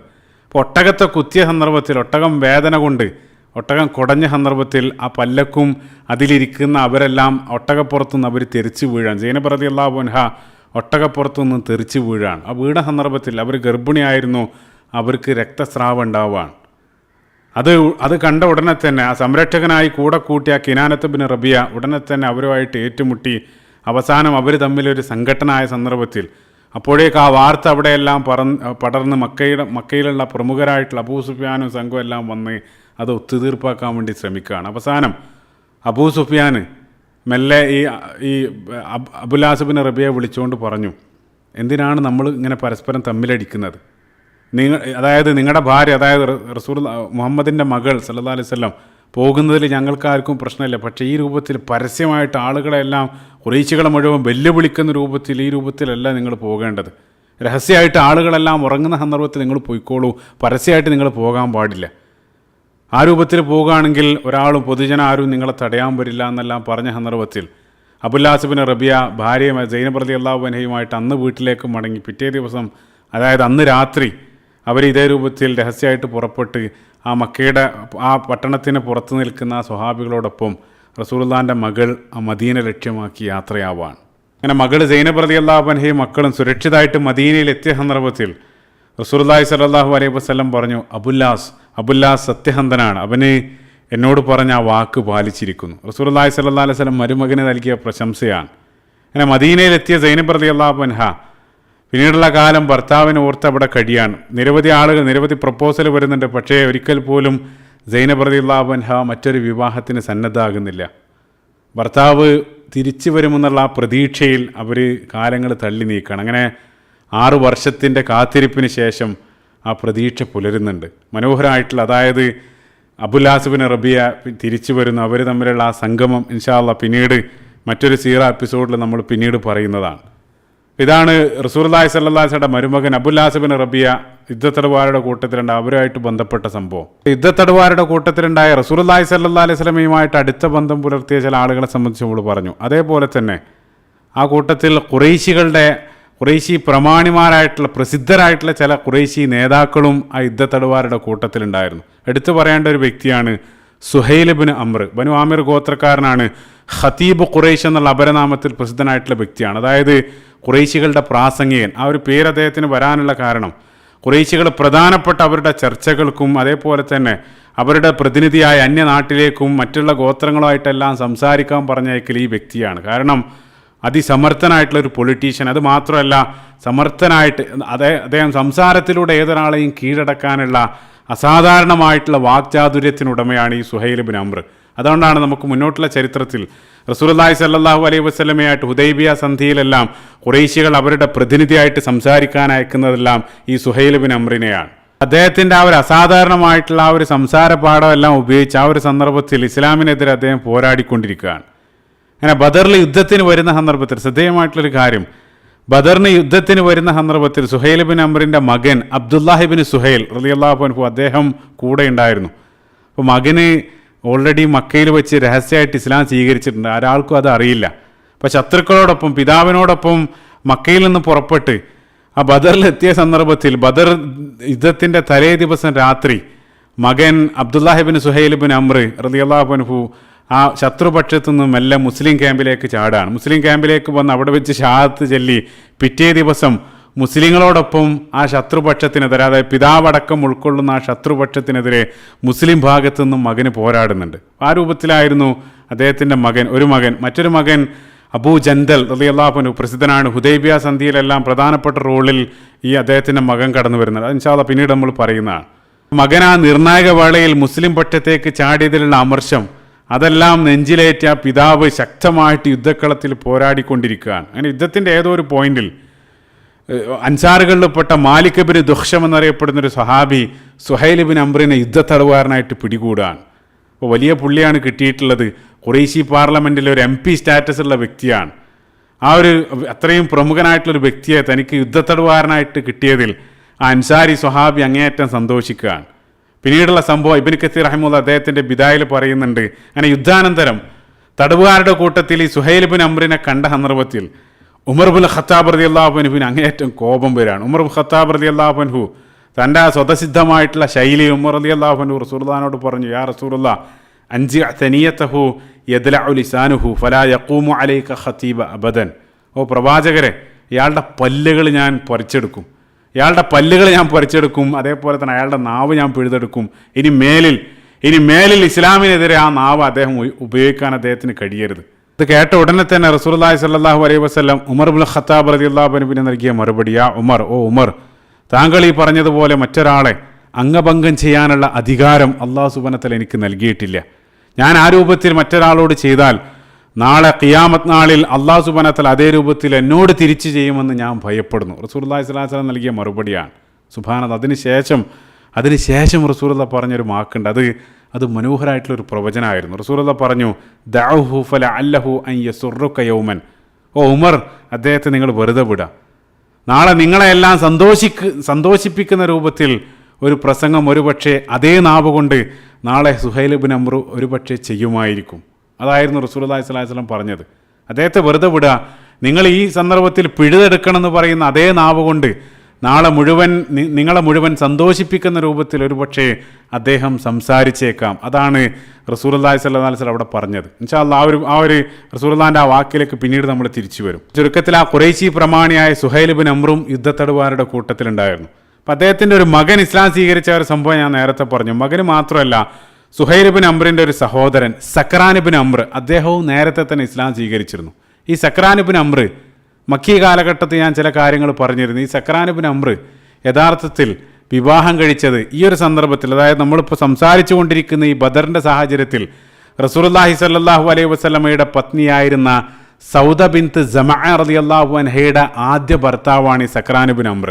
അവർ നേരത്തെ തന്നെ വിവാഹം കഴിച്ച് സൗദ റളിയല്ലാഹു അൻഹയും സക്രാൻ ബിൻ അംറും അവർ രണ്ടാളുകളും ഇബ്നു സഅദ് ഉദ്ധരിക്കുന്നുണ്ട്, അവർ രണ്ടാളുകളും അബിസീനിയയിലേക്ക് പലായനം ചെയ്തിരുന്നു. അങ്ങനെ അബിസീനിയയിലേക്ക് അവർ ഹിജറയെല്ലാം പോയി പിന്നീട് മക്കയിലേക്ക് മടങ്ങി വന്ന സന്ദർഭത്തിൽ ആ മക്കയിൽ വെച്ച് സക്രാൻ ഇബ്നു അംർ നോർമലായിട്ട് മരണപ്പെടുകയാണ്. അതോടുകൂടെ സൗദ റളിയല്ലാഹു അൻഹ വിധവയാവുകയാണ്.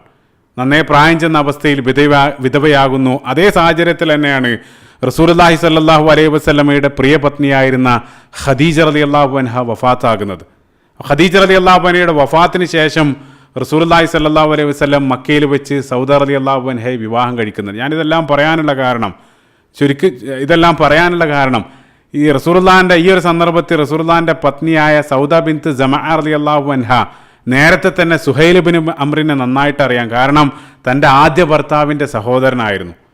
അങ്ങനെ ഈ ബദർ യുദ്ധാനന്തരം ആ യുദ്ധത്തടവുകാരെല്ലാം ഒരു ഭാഗത്ത് നിൽക്കുന്നുണ്ട്. ആ ഒരു സന്ദർഭത്തിൽ സൗദ റളിയല്ലാഹു അൻഹ എന്തോ ഒരു ആവശ്യം കഴിഞ്ഞ് തിരിച്ചു വരാണ്. പ്രത്യേകം മനസ്സിലാക്കുക, ആ ഒരു സന്ദർഭത്തിൽ ഹിജാബുമായിട്ട് ബന്ധപ്പെട്ട കൽപ്പനകളൊന്നും വന്നിട്ടില്ല. അപ്പോൾ സൗദ റളിയല്ലാഹു അൻഹ നടന്നു വരുന്ന ആ ഒരു സന്ദർഭത്തിൽ യുദ്ധത്തടവുകാരുടെ കൂട്ടത്തിൽ ആ കൈകളെല്ലാം ബന്ധിച്ച അവസ്ഥയിൽ സുഹൈൽ ഇബ്നു അംറിനെ കാണാൻ. അത് കണ്ട ഉടൻ സൗദ റളിയല്ലാഹു അൻഹ പെട്ടെന്ന് ഞെട്ടാണ്. കാരണം അത്രയും പ്രമുഖനായിട്ടുള്ള ഒരാളെ ഈ ഒരു അവസ്ഥയിൽ കാണേണ്ടി വന്ന ആ ഒരു ഷോക്ക്. ഉടനെ തന്നെ സൗദ റളിയല്ലാഹു അൻഹ ചില വാക്കുകൾ പറഞ്ഞു.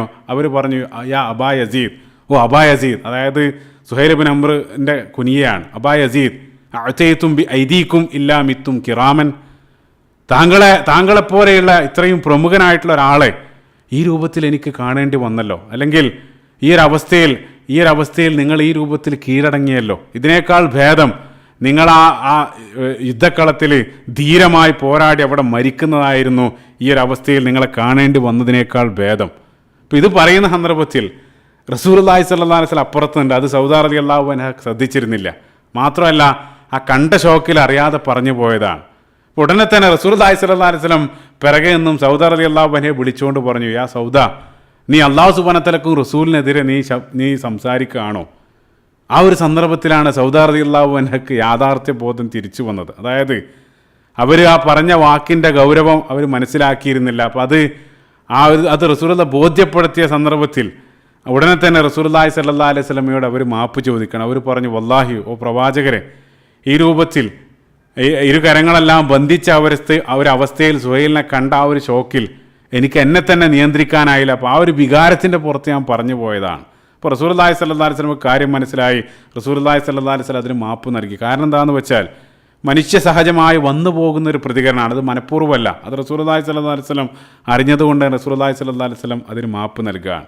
ഇനി അതിനുശേഷം റസൂലുള്ളാഹി നേരത്തെ പറഞ്ഞ ആ ഒരു പ്രവചനം നിങ്ങൾ ഓർക്കുന്നുണ്ടാവും. അതെങ്ങനെയാണ് പൂർത്തീകരിച്ചത്? അതായത് ഉമർ ഇബ്നു ഖത്താബ് റളിയല്ലാഹു അൻഹു സുഹൈൽ ഇബ്നു അംറിൻ്റെ നാവ് പിഴുതെടുക്കണമെന്ന് പറഞ്ഞ സന്ദർഭത്തിൽ റസൂലുള്ളാഹി പറയുന്നുണ്ട്, ഒരു പക്ഷേ നിങ്ങളെ മുഴുവൻ ആ നാവ് ഒരു ദിവസം സന്തോഷിപ്പിച്ചേക്കാം. ആ ഒരു പ്രവചനത്തിൻ്റെ പൂർത്തീകരണം നമ്മൾ നോക്കുന്ന സന്ദർഭത്തിൽ ചരിത്രം ഒരല്പം നമ്മൾ ഫാസ്റ്റ് ഫോർവേഡ് ചെയ്യുന്ന സന്ദർഭത്തിൽ ഈ ഒരു സന്ദർഭത്തിൽ യുദ്ധത്തടവുകാരനായിട്ട് പിടിക്കപ്പെട്ടു. പിന്നീട് സുഹൈൽ ഇബ്നു അംറിന് മോചനദ്രവ്യമായിട്ട് അദ്ദേഹത്തിൻ്റെ ഒരു പ്രതിനിധി മിക്രസ് എന്നുള്ള ഒരു ഗോത്രപ്രതിനിധി വന്ന ആ പണമെല്ലാം നൽകി അദ്ദേഹത്തെ റിലീസ് ചെയ്ത് മക്കയിലേക്ക് തന്നെ തിരിച്ചു പോവാൻ. അങ്ങനെ മക്കയിൽ വീണ്ടും ഒരുപാട് കാലം സുഹൈൽ ഇബ്നു അംർ നിഷേധിയായിട്ട് തന്നെ തുടരുകയാണ്. പിന്നീട് ഹുദൈബിയ സന്ധിയുടെ ആ സന്ദർഭത്തിലെല്ലാം വളരെ പ്രധാനപ്പെട്ട ഒരു റോളിൽ അദ്ദേഹം കടന്നു വരുന്നുണ്ട്. ഏതായിരുന്നാലും ഒരല്പം കൂടെ മുന്നോട്ട് പോയി മക്ക വിജയ സന്ദർഭത്തിൽ സുഹൈൽ ഇബ്നു അംർ അവിടെ വെച്ച് ഇസ്ലാം സ്വീകരിക്കുകയാണ്. മക്ക വിജയ സന്ദർഭത്തിൽ ആത്മാർത്ഥമായിട്ട് ഇസ്ലാം സ്വീകരിച്ച് പിന്നീടുള്ള കാലം വളരെ തഖ്വയോടു കൂടിയാണ് സുഹൈൽ ഇബ്നു അംർ റളിയല്ലാഹു അൻഹു ജീവിക്കുന്നത്. അങ്ങനെ റസൂലുള്ളാഹി സ്വല്ലല്ലാഹു അലൈഹി വസല്ലമയുടെ വഫാത്തിന് ശേഷം അവസാന കാലങ്ങളിൽ മക്കയിൽ ചില ആളുകൾ ഭൗതികമായിട്ടുള്ള നേട്ടങ്ങൾക്ക് വേണ്ടി യഥാർത്ഥത്തിലുള്ള വിശ്വാസം അകത്ത് പ്രവേശിക്കാതെ മതം സ്വീകരിച്ച ചില ആളുകളുണ്ടായിരുന്നു. അവർ റസൂലുള്ളാഹി സ്വല്ലല്ലാഹു അലൈഹി വസല്ലം വഫാത്തായതോടുകൂടി അവർ പറയാൻ തുടങ്ങി, ഇനി ഏതായാലും നമുക്ക് ഇസ്ലാം അനുസരിക്കേണ്ടതില്ല. ആ രൂപത്തിലുള്ള ഒരു പ്രവണത അവിടെ ഉടലെടുക്കുകയാണ്. സ്വഹാബികളായിട്ടുള്ള ആളുകളെല്ലാം മദീനയിലാണ്. അപ്പോൾ മക്കയിൽ നമുക്കറിയാം, മക്ക വിജയത്തിന് ശേഷം പിന്നീട് ഹിജറയില്ല. മക്കയിൽ ഒരല്പം ആളുകൾ, പ്രമുഖരായിട്ടുള്ള സുഹൈൽ ഇബ്നു അംർ റളിയല്ലാഹു അൻഹുവിനെ പോലെയുള്ള ഒരല്പം ആളുകൾ മാത്രമാണ് ആ സന്ദർഭത്തിൽ മക്കയിലുള്ളത്. അപ്പോൾ അബൂബക്കർ സിദ്ദീഖ് റളിയല്ലാഹു അൻഹു ഖിലാഫത്ത് ഏറ്റെടുത്ത സന്ദർഭത്തിൽ ഖിലാഫത്തിൻ്റെ ആദ്യകാലത്തുണ്ടായ പ്രയാസങ്ങൾ നമുക്കറിയാം. സക്കാത്ത് നിഷേധികളായ, അതായത് മതപരിത്യാഗികളായിട്ടുള്ള നിരവധി ആളുകൾ ആ സന്ദർഭത്തിൽ ആ വ്യത്യസ്ത ഭാഗത്ത് ഉടലെടുക്കുകയാണ്. അപ്പോൾ പ്രധാനമായിട്ടും മക്കയുടെ സാഹചര്യങ്ങൾ ഒരല്പം മോശമാകാൻ തുടങ്ങി. മക്കയിലുണ്ടായിരുന്ന അന്നത്തെ ഗവർണർ ഉതാബ് ബിൻ ഉസൈദ് റളിയല്ലാഹു അൻഹു ആണ്. അദ്ദേഹത്തിന് പോലും നിയന്ത്രിക്കാൻ കഴിയാത്തൊരവസ്ഥയിലേക്ക് എത്തിയ സന്ദർഭത്തിൽ മക്കയിലുള്ള മുഴുവൻ ജനങ്ങളെയും വിളിച്ചുകൂട്ടി അവിടെ ഉണ്ടായിരുന്ന ഈ ഒരു സ്വഹാബി സുഹൈൽ ബിൻ അംർ റളിയല്ലാഹു അൻഹു ആ കഅബാലയത്തിന് മുന്നിൽ അദ്ദേഹം എഴുന്നേറ്റ് നിൽക്കുകയാണ്. ആ തടിച്ചുകൂടിയ ജനങ്ങൾക്ക് മുമ്പിൽ സുഹൈൽ ബിൻ അംർ റളിയല്ലാഹു അൻഹു അതിമനോഹരമായിട്ടുള്ള ഒരു പ്രഭാഷണം അവിടെ വെച്ചുകൊണ്ട് നടത്തുകയാണ്. അദ്ദേഹത്തിൻ്റെ, ഞാൻ നേരത്തെ പറഞ്ഞ അദ്ദേഹത്തിൻ്റെ സംസാരിക്കാനുള്ള മനോഹരമായിട്ടുള്ള കഴിവ്, അത് അദ്ദേഹം ദീൻ്റെ മാർഗത്തിൽ അദ്ദേഹം ഉപയോഗപ്പെടുത്തുകയാണ്. അവിടെ വെച്ചുകൊണ്ട് സുഹൈൽ ബിൻ അംർ റളിയല്ലാഹു അൻഹു സംസാരിച്ച് അദ്ദേഹം അബൂബക്കർ സിദ്ദീഖ് റളിയല്ലാഹു അൻഹു മദീനയിൽ റസൂലുള്ളാഹി സ്വല്ലല്ലാഹു അലൈഹി വസല്ലം വഫാത്തായ സന്ദർഭത്തിൽ നടത്തിയ ആ പ്രഭാഷണത്തെ അതിനെ അനുസ്മരിപ്പിക്കുന്ന രൂപത്തിൽ മക്കയിൽ സുഹൈൽ ബിൻ അംർ ആ ജനങ്ങൾക്ക് മുമ്പിൽ സംസാരിക്കുകയാണ്. ആരെങ്കിലും മുഹമ്മദിനെയാണ് ആരാധിച്ചതെങ്കിൽ സല്ലല്ലാഹു അലൈഹി വസല്ലം ഫഇന്ന മുഹമ്മദൻ ഖദ് മാത്, മുഹമ്മദ് ഇതാ വഫാത്തായിരിക്കുന്നു. പക്ഷേ നിങ്ങൾ ആരെങ്കിലും അല്ലാഹു സുബ്ഹാനഹു വതആലയാണ് നിങ്ങൾ ആരാധിച്ചതെങ്കിൽ വല്ലാഹു ഹയ്യുൻ ലാ യമൂത്ത്, അല്ലാഹു സുബ്ഹാനഹു വതആല എന്നെന്നും ജീവിച്ചിരിക്കുന്നവനാണ്. ആ രൂപത്തിലാണ് അദ്ദേഹം പ്രഭാഷണം ആരംഭിച്ചത്. ആ രൂപത്തിൽ അദ്ദേഹം പ്രഭാഷണം ആരംഭിച്ചു. എന്നിട്ട് അദ്ദേഹം തുടരുന്നുണ്ട്, ഓ ജനങ്ങളെ, നിങ്ങൾ റസൂലുള്ളാഹി സ്വല്ലല്ലാഹു അലൈഹി വസല്ലം വഫാത്താകുന്നതോടെ തീരുന്നതല്ല ഈ ദീൻ. റസൂലുള്ളാഹി സ്വല്ലല്ലാഹു അലൈഹി വസല്ലം വിട്ടേച്ചു പോയ ആ ഒരു പാത, അത് പിൻപറ്റലാണ്, അതാണ് യഥാർത്ഥത്തിലുള്ള ദീൻ എന്നെല്ലാം പറഞ്ഞ് അദ്ദേഹം മനോഹരമായിട്ടുള്ള രൂപത്തിൽ അവിടെ വെച്ചുകൊണ്ട് ആ ജനങ്ങൾക്ക് മുമ്പിൽ പ്രഭാഷണം നടത്തുകയാണ്. ആ ഒരു പ്രഭാഷണം യഥാർത്ഥത്തിൽ അബൂബക്കർ സിദ്ദീഖ് റളിയല്ലാഹു അൻഹുവിൻ്റെ ആ ഒരു പ്രഭാഷണം മദീനയിൽ ഉണ്ടാക്കിയ അതേ എഫക്റ്റാണ് സുഹൈൽ ബിൻ അംർ റളിയല്ലാഹു അൻഹുവിൻ്റെ ആ ഒരു പ്രഭാഷണം മക്കയിൽ ഉണ്ടാക്കിയത്. അതോടുകൂടെ ആ റസൂലുള്ളാഹി സ്വല്ലല്ലാഹു അലൈഹി വസല്ലമയുടെ ആ വേർപാടിൻ്റെ ആഘാതത്താൽ ആ മക്കയിലുണ്ടായ ചില ആളുകൾക്ക് വന്ന ആ വിശ്വാസത്തിന് വന്ന ഇളക്കം, അത്തരം ആളുകളെ ആ വിശ്വാസത്തിൽ ഉറപ്പിച്ചു നിർത്താൻ സുഹൈൽ ബിൻ അംറിൻ്റെ ആ വാക്കുകളിലൂടെ അവരെ മുഴുവൻ ഉറപ്പിച്ചു നിർത്താൻ ആ വാക്കുകളാൽ സാധിച്ചു എന്നുള്ളതാണ്. സുബ്ഹാനല്ലാഹ്. അതോടുകൂടെ മക്കയുടെ അവസ്ഥ ശാന്താവാണ്. സുബ്ഹാനല്ലാഹ്. ഈ ഒരു വാർത്ത മദീനയിലെത്തിയ സന്ദർഭത്തിൽ ഉമർ ബിൻ ഖത്താബ് റളിയല്ലാഹു അൻഹുവും അതേപോലെ തന്നെ അബൂബക്കർ സിദ്ദീഖ് റളിയല്ലാഹു അൻഹു മുഴുവൻ സ്വഹാബികളും അങ്ങേയറ്റം സന്തോഷിക്കുകയാണ്. ആ ഒരു സന്ദർഭത്തിൽ അവർ ഓർക്കുന്നത് റസൂലുള്ളാഹി സ്വല്ലല്ലാഹു അലൈഹി വസല്ലം പണ്ട് ഉമർ ബിൻ ഖത്താബ് റളിയല്ലാഹു അൻഹുവിനോട് ബദറിൽ പറഞ്ഞ ആ വാക്കുകളാണ്. ഫലഅല്ലഹു അൻ യസുറുക യൗമൻ, ഓ ഉമർ, നിങ്ങളെ സന്തോഷിപ്പിക്കുന്ന ഒരു പ്രഭാഷണം അതേ നാവുകൊണ്ട് സുഹൈൽ ബിൻ അംർ ഒരുപക്ഷെ ഒരു ദിവസം നടത്തിയേക്കാം. സുബ്ഹാനല്ലാഹ്. ആ ഒരു പ്രവചനത്തിൻ്റെ പുലർച്ചയായിരുന്നു അവിടെ സംഭവിച്ചത്. ഖുറൈശി പ്രമാണിമാരോടൊപ്പം ആ യുദ്ധത്തടവുകാരുടെ കൂട്ടത്തിൽ ചില പ്രധാനപ്പെട്ട ഖുറൈശി നേതാക്കളുടെ മക്കളും ആ കൂട്ടത്തിലുണ്ടായിരുന്നു. അവിടെ എടുത്തു പറയേണ്ട ഒരു നാമം വലീദ് ബിൻ മുഗീറയുടെ ഒരു മകൻ. വലീദ് ബിൻ മുഗീറ മക്കി കാലഘട്ടത്തിൽ പലതവണ നമ്മൾ പറഞ്ഞ പേരാണ്, ഓർക്കുന്നുണ്ടാകും. വലീദ് ബിൻ മുഗീറ മക്കയിലെ പ്രധാനപ്പെട്ട ഖുറൈശി ഗോത്രം ബനു മഖ്സൂം ഗോത്രത്തലവനാണ്. അതേപോലെ തന്നെ മക്കയിലെ ഏറ്റവും അറിയപ്പെട്ട ഒരു കവിയാണ്. അതേപോലെ തന്നെ അതിസമ്പന്നനാണ്. പരിശുദ്ധ ഖുർആനിൽ 2ലധികം തവണ അല്ലാഹു സുബ്ഹാനഹു വതആല പരോക്ഷമായിട്ട് സൂചിപ്പിച്ചൊരു വ്യക്തിയാണ്. സൂറത്ത് മുദ്ദസ്സിറിലെല്ലാം അദ്ദേഹത്തെ സംബന്ധിച്ചുള്ള പരാമർശങ്ങൾ കടന്നു വരുന്നുണ്ട്. അപ്പോൾ അതാണ് വലീദ് ബിൻ മുഗീറ. ആ വലീദ് ബിൻ മുഗീറയുടെ ഒരു മകൻ നമുക്കെല്ലാവർക്കും അറിയാവുന്ന ഖാലിദ് ബിൻ അൽ വലീദാണ് ഒരു മകൻ. പക്ഷേ നമ്മളിവിടെ പറയുന്നത് ഖാലിദ് ബിൻ വലീദിനെ സംബന്ധിച്ചല്ല, മറിച്ച് വലീദ് ബിൻ മുഗീറയുടെ ഇളയ സന്താനം ഖാലിദ് ബിൻ അൽ വലീദിൻ്റെ സഹോദരനായിരുന്ന വലീദ് ബിൻ അൽ വലീദ്, അതായത് വലീദ് ജൂനിയർ എന്ന് വിളിക്കുകയാണ് എളുപ്പത്തിൽ ഓർത്തു വെക്കാൻ. ആ വലീദ് ബിൻ അൽ വലീദ് ബദറിൽ മുസ്ലിങ്ങൾ യുദ്ധത്തടവുകാരനായിട്ട് പിടിക്കപ്പെടുന്നുണ്ട്. ഇപ്പോൾ വലീദ് ബിൻ മുഗീറ, പിതാവ് വലീദ് ബിൻ മുഗീറ ബദറിന് മുമ്പ് തന്നെ മരണപ്പെട്ടിട്ടുണ്ട്. അതേപോലെ തന്നെ ഖാലിദ് ബിൻ അൽ വലീദ് ബദറിൽ പങ്കെടുക്കുന്നില്ല. അദ്ദേഹം ബദറിൻ്റെ ആ സന്ദർഭത്തിൽ ഒരു കച്ചവട യാത്രയിൽ മറ്റെങ്ങോ ദൂരെയായിരുന്നു. അപ്പോൾ അതുകൊണ്ട് തന്നെ ഖാലിദ് ബിൻ വലീദ് ബദറിൽ ഉണ്ടായിരുന്നില്ല. അപ്പോൾ ഈ സഹോദരൻ വലീദ് ബിൻ അൽ വലീദിനെ മുസ്ലിങ്ങൾ ബദറിൽ യുദ്ധത്തടവുകാരനായിട്ട് പിടിക്കപ്പെടുകയാണ്. റസൂലുള്ളാഹി സ്വല്ലല്ലാഹു അലൈഹി വസല്ലം അദ്ദേഹത്തിന് വലിയൊരു മോചന മൂല്യ തുകയാണ് അദ്ദേഹത്തിന് ഏർപ്പാടാക്കിയത്. 400 ദീനാർ റസൂലുള്ളാഹി സ്വല്ലല്ലാഹു അലൈഹി വസല്ലം മോചനദ്രവ്യ തുകയായിട്ട് വലീദിന് നിശ്ചയിച്ചു. കാരണം എന്താണെന്ന് വെച്ചാൽ നമുക്കറിയാം, ഉപ്പ മക്കയിലെ ഏറ്റവും വലിയ അതിസമ്പന്നരിൽ ഒരാളാണ്, ബനു മഖ്സൂം ഗോത്രത്തലവനാണ്. അപ്പോൾ ഈ ഒരു മോചനദ്രവ്യ തുകയെല്ലാം നിശ്ചയിച്ച് വലീദ് ബിൻ അൽ വലീദ് ഏകദേശം 3 ആഴ്ചയോളം ആ യുദ്ധത്തടവുകാരനായിട്ട് മദീനയിൽ മുസ്ലിങ്ങളോടൊപ്പം അവിടെ ജീവിക്കുകയാണ്. ആ ഒരു സന്ദർഭത്തിൽ വലീദ് ബിൻ വലീദ് അങ്ങേയറ്റം മുസ്ലിങ്ങളുടെ ആ സമീപനവും അതേപോലെ തന്നെ യുദ്ധത്തടവുകാരോടുള്ള ആ രീതിയെല്ലാം അദ്ദേഹത്തിൽ വല്ലാതെ അത്ഭുതപ്പെടുത്തി. അപ്പം അദ്ദേഹം ചിന്തിക്കുന്നത് ഈ രൂപത്തിൽ, അതായത് ഈ ആളുകളെല്ലാം അദ്ദേഹത്തിന് നേരത്തെ അറിയാവുന്നതാണ്, പല ആളുകളെയും. അപ്പോൾ ഈ ആളുകളെല്ലാം ഈ രൂപത്തിലുള്ളൊരു പരിവർത്തനത്തിന് ഈ ആളുകൾ മുഴുവൻ വിധേയമായിട്ടുണ്ടെങ്കിൽ അവരെ ഈ രൂപത്തിലുള്ളൊരു പരിവർത്തനം അവരിൽ ഉണ്ടാക്കിയ ആശയം തീർച്ചയായിട്ടും അത് സത്യമായിരിക്കണം. അപ്പം അദ്ദേഹത്തിന് ആ യുദ്ധത്തടവുകാരനായിട്ട് അവിടെ കഴിയുന്ന അവസ്ഥയിൽ തന്നെ വലീദ് ബിൻ അൽ വലീദിൻ്റെ ആ മനസ്സ് ഇസ്ലാം സ്വീകരിക്കാൻ പാകപ്പെട്ടിരുന്നു. പക്ഷേ അദ്ദേഹം അവിടെ വെച്ചത് മിണ്ടുന്നില്ല. അങ്ങനെ ഏകദേശം 3 ആഴ്ചക്ക് ശേഷം ആ മോചന മൂല്യ തുക 4000 ദീനാറുമായിട്ട് സഹോദരൻ ഖാലിദ് ബിനുൽ വലീദ് മക്കയിൽ നിന്നും മദീനയിലേക്ക് എത്തുകയാണ് സഹോദരനെ മോചിപ്പിക്കാൻ വേണ്ടി. അപ്പോൾ അവിടെ എത്തി റസൂലുള്ളാഹി സ്വല്ലല്ലാഹു അലൈഹി വസല്ലം ആ തുകയെല്ലാം ഏൽപ്പിച്ച് സഹോദരൻ വലീദുമായിട്ട് ഖാലിദ് ബിൻ വലീദ് അവർ രണ്ടാളും മക്കയിലേക്ക് തന്നെ തിരിച്ചു പോവാൻ. അങ്ങനെ തിരിച്ച് അവർ മക്കയിലേക്ക് പോകുന്ന വഴിയിൽ വെച്ച് ചില റിപ്പോർട്ടുകളിൽ മക്കയിൽ എത്തിയതിന് ശേഷം ഒരു സുപ്രഭാതത്തിൽ പെട്ടെന്ന് വലീദിനെ കാണുന്നില്ല. ഖാലിദ് ബിൻ വലീദ് രാവിലെ എഴുന്നേറ്റ് നോക്കിയ സന്ദർഭത്തിൽ വലീദ് ബിൻ വലീദിനെ അവിടെ എവിടെയും കാണുന്നില്ല. ഖാലിദ് ബിൻ വലീദ് അവിടെ മുഴുവൻ സ്ഥലവും അരിച്ചു പെറുക്കിയിട്ടും സഹോദരൻ അവിടെ ഒന്നും കണ്ടെത്താനായില്ല. അങ്ങനെ അവസാനം ഖാലിദ് ബിൻ വലീദിൻ്റെ ശ്രദ്ധയിൽ അവിടെ ഒരു ലെറ്റർ എഴുതി വെച്ചിട്ടുണ്ട്. ആ ഒരു കത്ത് ഖാലിദ് ബിൻ വലീദിന് കിട്ടുകയാണ്. ആ കത്തിൽ സഹോദരൻ എഴുതിയിട്ടുണ്ട്, ഞാൻ യഥാർത്ഥത്തിൽ ഇസ്ലാം സ്വീകരിച്ചിട്ടുണ്ട്, അതുകൊണ്ട് തന്നെ ഞാൻ മദീനയിലേക്ക് തന്നെ തിരിച്ചു പോവാൻ, എന്നോട് ക്ഷമിക്കണം. ഞാൻ ഈ രൂപത്തിൽ ചെയ്യാനുള്ള കാരണം ഞാൻ ബന്ദിയായി പിടിക്കപ്പെട്ട ആ ഒരു അവസ്ഥയിൽ അവിടെ വെച്ച് ഇസ്ലാം സ്വീകരിക്കാതിരുന്നത്, അല്ലെങ്കിൽ നേരത്തെ തന്നെ ഇസ്ലാം പ്രഖ്യാപിക്കാതെ ഞാൻ ഇവിടെ വരെ വന്ന് വീണ്ടും അങ്ങോട്ട് മദീനയിലേക്ക് തന്നെ പോകാനുള്ള കാരണം ഞാൻ ആ രൂപത്തിൽ അവിടെ വെച്ച് തന്നെ ഇസ്ലാം സ്വീകരിച്ചിരുന്നെങ്കിൽ മക്കയിലുള്ള ആളുകൾ പറയായിരുന്നു ആ ബന്ധനത്തിൽ നിന്ന് രക്ഷ തേടാൻ വേണ്ടി, അതല്ലെങ്കിൽ ആ മോചനമൂല്യം, ആ സാമ്പത്തികമായിട്ടുള്ള ലാഭം ഉദ്ദേശിച്ചാണ് മതം മാറിയതെന്ന് മറ്റുള്ള ആളുകൾ, മക്കയിലുള്ള ആളുകൾ അവർക്ക് പറയാനൊരു അവസരം നൽകാതിരിക്കാൻ വേണ്ടിയിട്ടാണ് ഞാൻ ഈ രൂപത്തിൽ ചെയ്തതെന്ന് അദ്ദേഹം ആ കത്തിൽ കുറിച്ച്, ആ കത്ത് അവിടെ വെച്ചിട്ടാണ് വലീദ് മദീനയിലേക്ക് തിരിച്ചു പോയത്.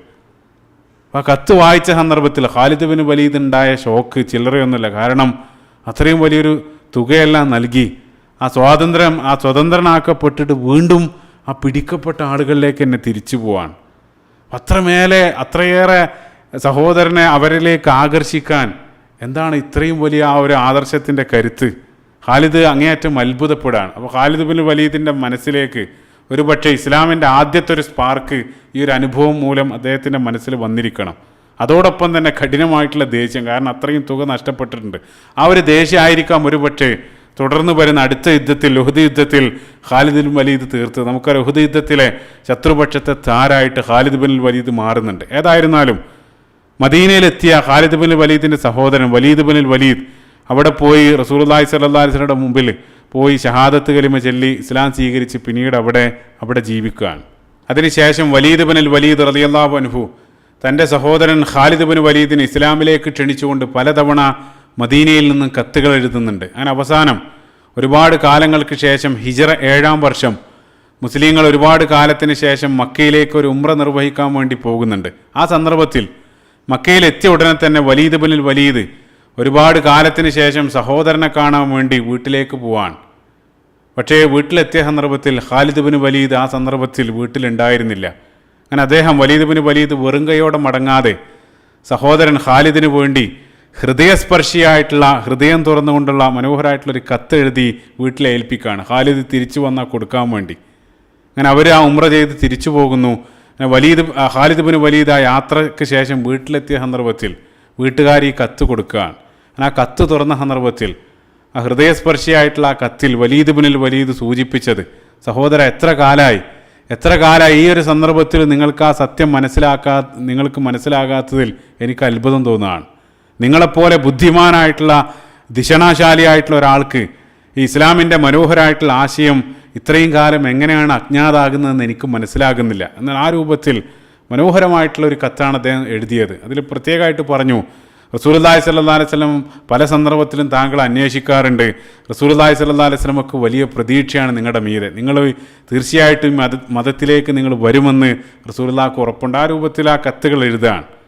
ഈ ഒരു കത്താണ് യഥാർത്ഥത്തിൽ ഖാലിദ് ബിൻ വലീദ് റളിയല്ലാഹു അൻഹുവിലെ ഇസ്ലാമിലേക്ക് എത്തിച്ചതിൻ്റെ ഏറ്റവും പ്രധാനപ്പെട്ട ഒരു കാരണം. ഈ ഒരു കത്ത് വായിച്ച് പിന്നീട് ഏറെ കഴിയാതെ തന്നെ ഖാലിദ് ബിൻ വലീദ് മദീനയിലേക്ക് എത്തി ഇസ്ലാം സ്വീകരിക്കുന്നുണ്ട്.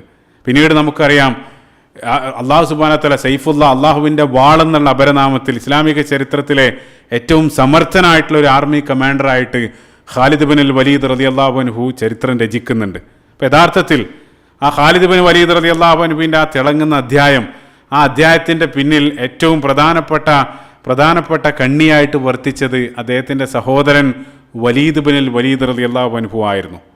അദ്ദേഹമായിരുന്നു മൂലകാരണം. പക്ഷേ നമുക്ക് പല ആളുകൾക്കും ഖാലിദ് ബിനുൽ വലീദ് റളിയല്ലാഹു അൻഹുവിനെ സംബന്ധിച്ച് അറിയാം. പക്ഷേ അദ്ദേഹത്തിൻ്റെ സഹോദരൻ ഖാലിദ് ബിൻ വലീദിനെ ഇസ്ലാമിലേക്ക് എത്തിച്ചതിൽ പ്രധാനപ്പെട്ട ആ ഒരു റോള് വഹിച്ച സഹോദരനെ സംബന്ധിച്ച് നമ്മൾ പല ആളുകളും അജ്ഞരാണ്. ഏതായിരുന്നാലും ഞാനിവിടെ പറയുന്ന പോയിന്റ് എന്താണെന്ന് വെച്ചാൽ, ഈ ഖാലിദ് ബിൻ വലീദിനെ ഇസ്ലാമിലേക്ക് എത്തിച്ച അദ്ദേഹത്തിൻ്റെ സഹോദരൻ വലീദ് ബിനുൽ വലീദ് ഇസ്ലാം സ്വീകരിക്കുന്നത് ഈ ബദറിൽ ബന്ദിയായിരിക്കുന്ന ഈ ഒരു സന്ദർഭത്തിലാണ്.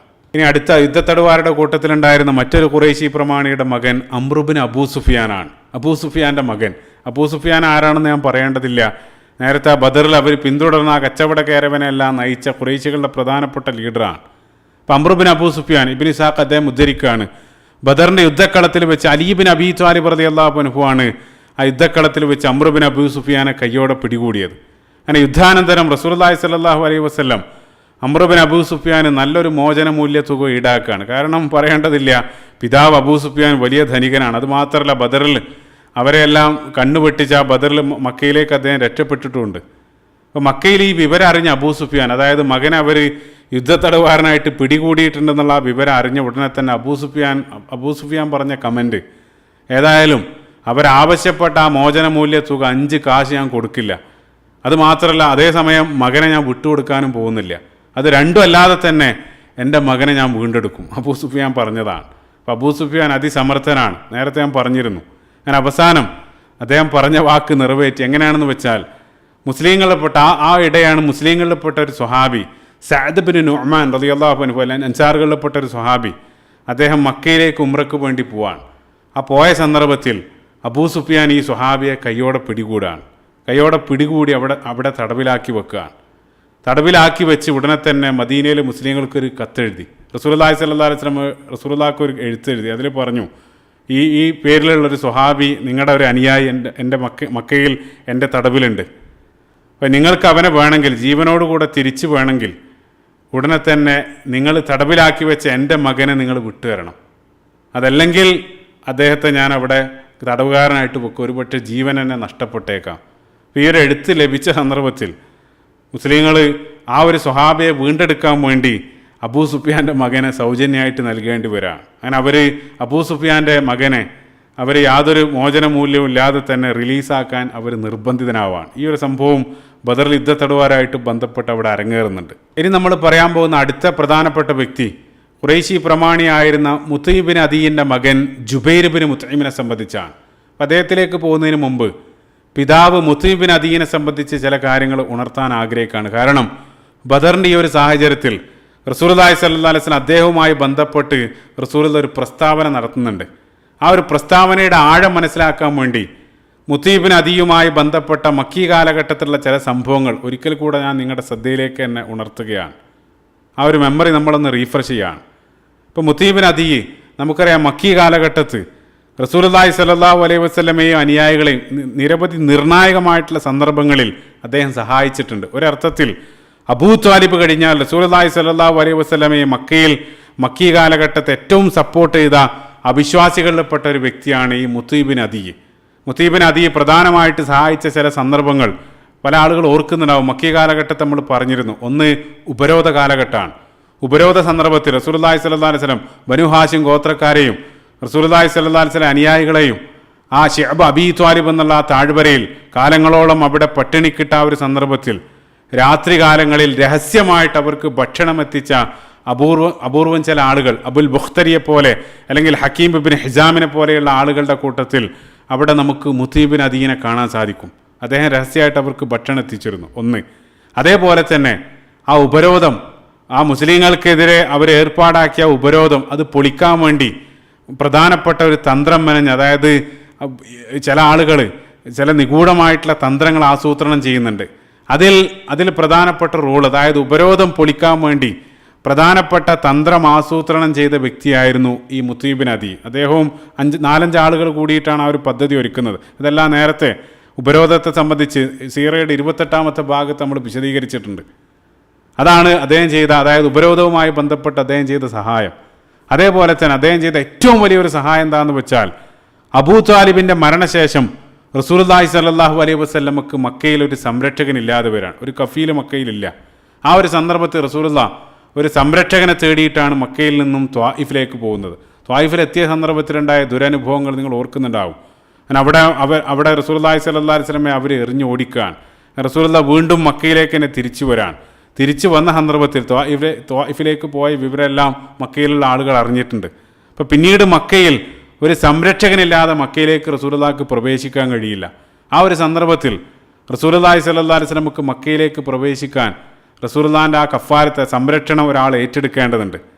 അതാരെങ്കിലും ഏറ്റെടുക്കുമെന്ന് അന്വേഷിച്ചുകൊണ്ട് റസൂലുള്ളാഹി നിരവധി ഖുറൈശി പ്രമാണിമാരുടെ അടുത്തേക്ക് ആളുകളെ അയക്കുന്നുണ്ട്. ആ നേരത്തെ പറഞ്ഞ ആ സുഹൈൽ ബിൻ അംറിൻ്റെ അടുത്തേക്ക് അടക്കം റസൂലുള്ളാഹി ആളുകളെ അയക്കുന്നുണ്ട്. ആരും പോസിറ്റീവായിട്ടുള്ളൊരു മറുപടി നൽകുന്നില്ല. അവസാനം ഒരാൾ മാത്രം അതിന് സന്നദ്ധാവാണ്. അത് ഞാൻ ഈ പറഞ്ഞുകൊണ്ടിരിക്കുന്ന മുത്തീ ബിൻ അദീയ് റസൂലുള്ളാഹി സ്വല്ലല്ലാഹു അലൈഹി വസല്ലമയുടെ സംരക്ഷണം ഏറ്റെടുക്കാൻ സന്നദ്ധാവാണ്.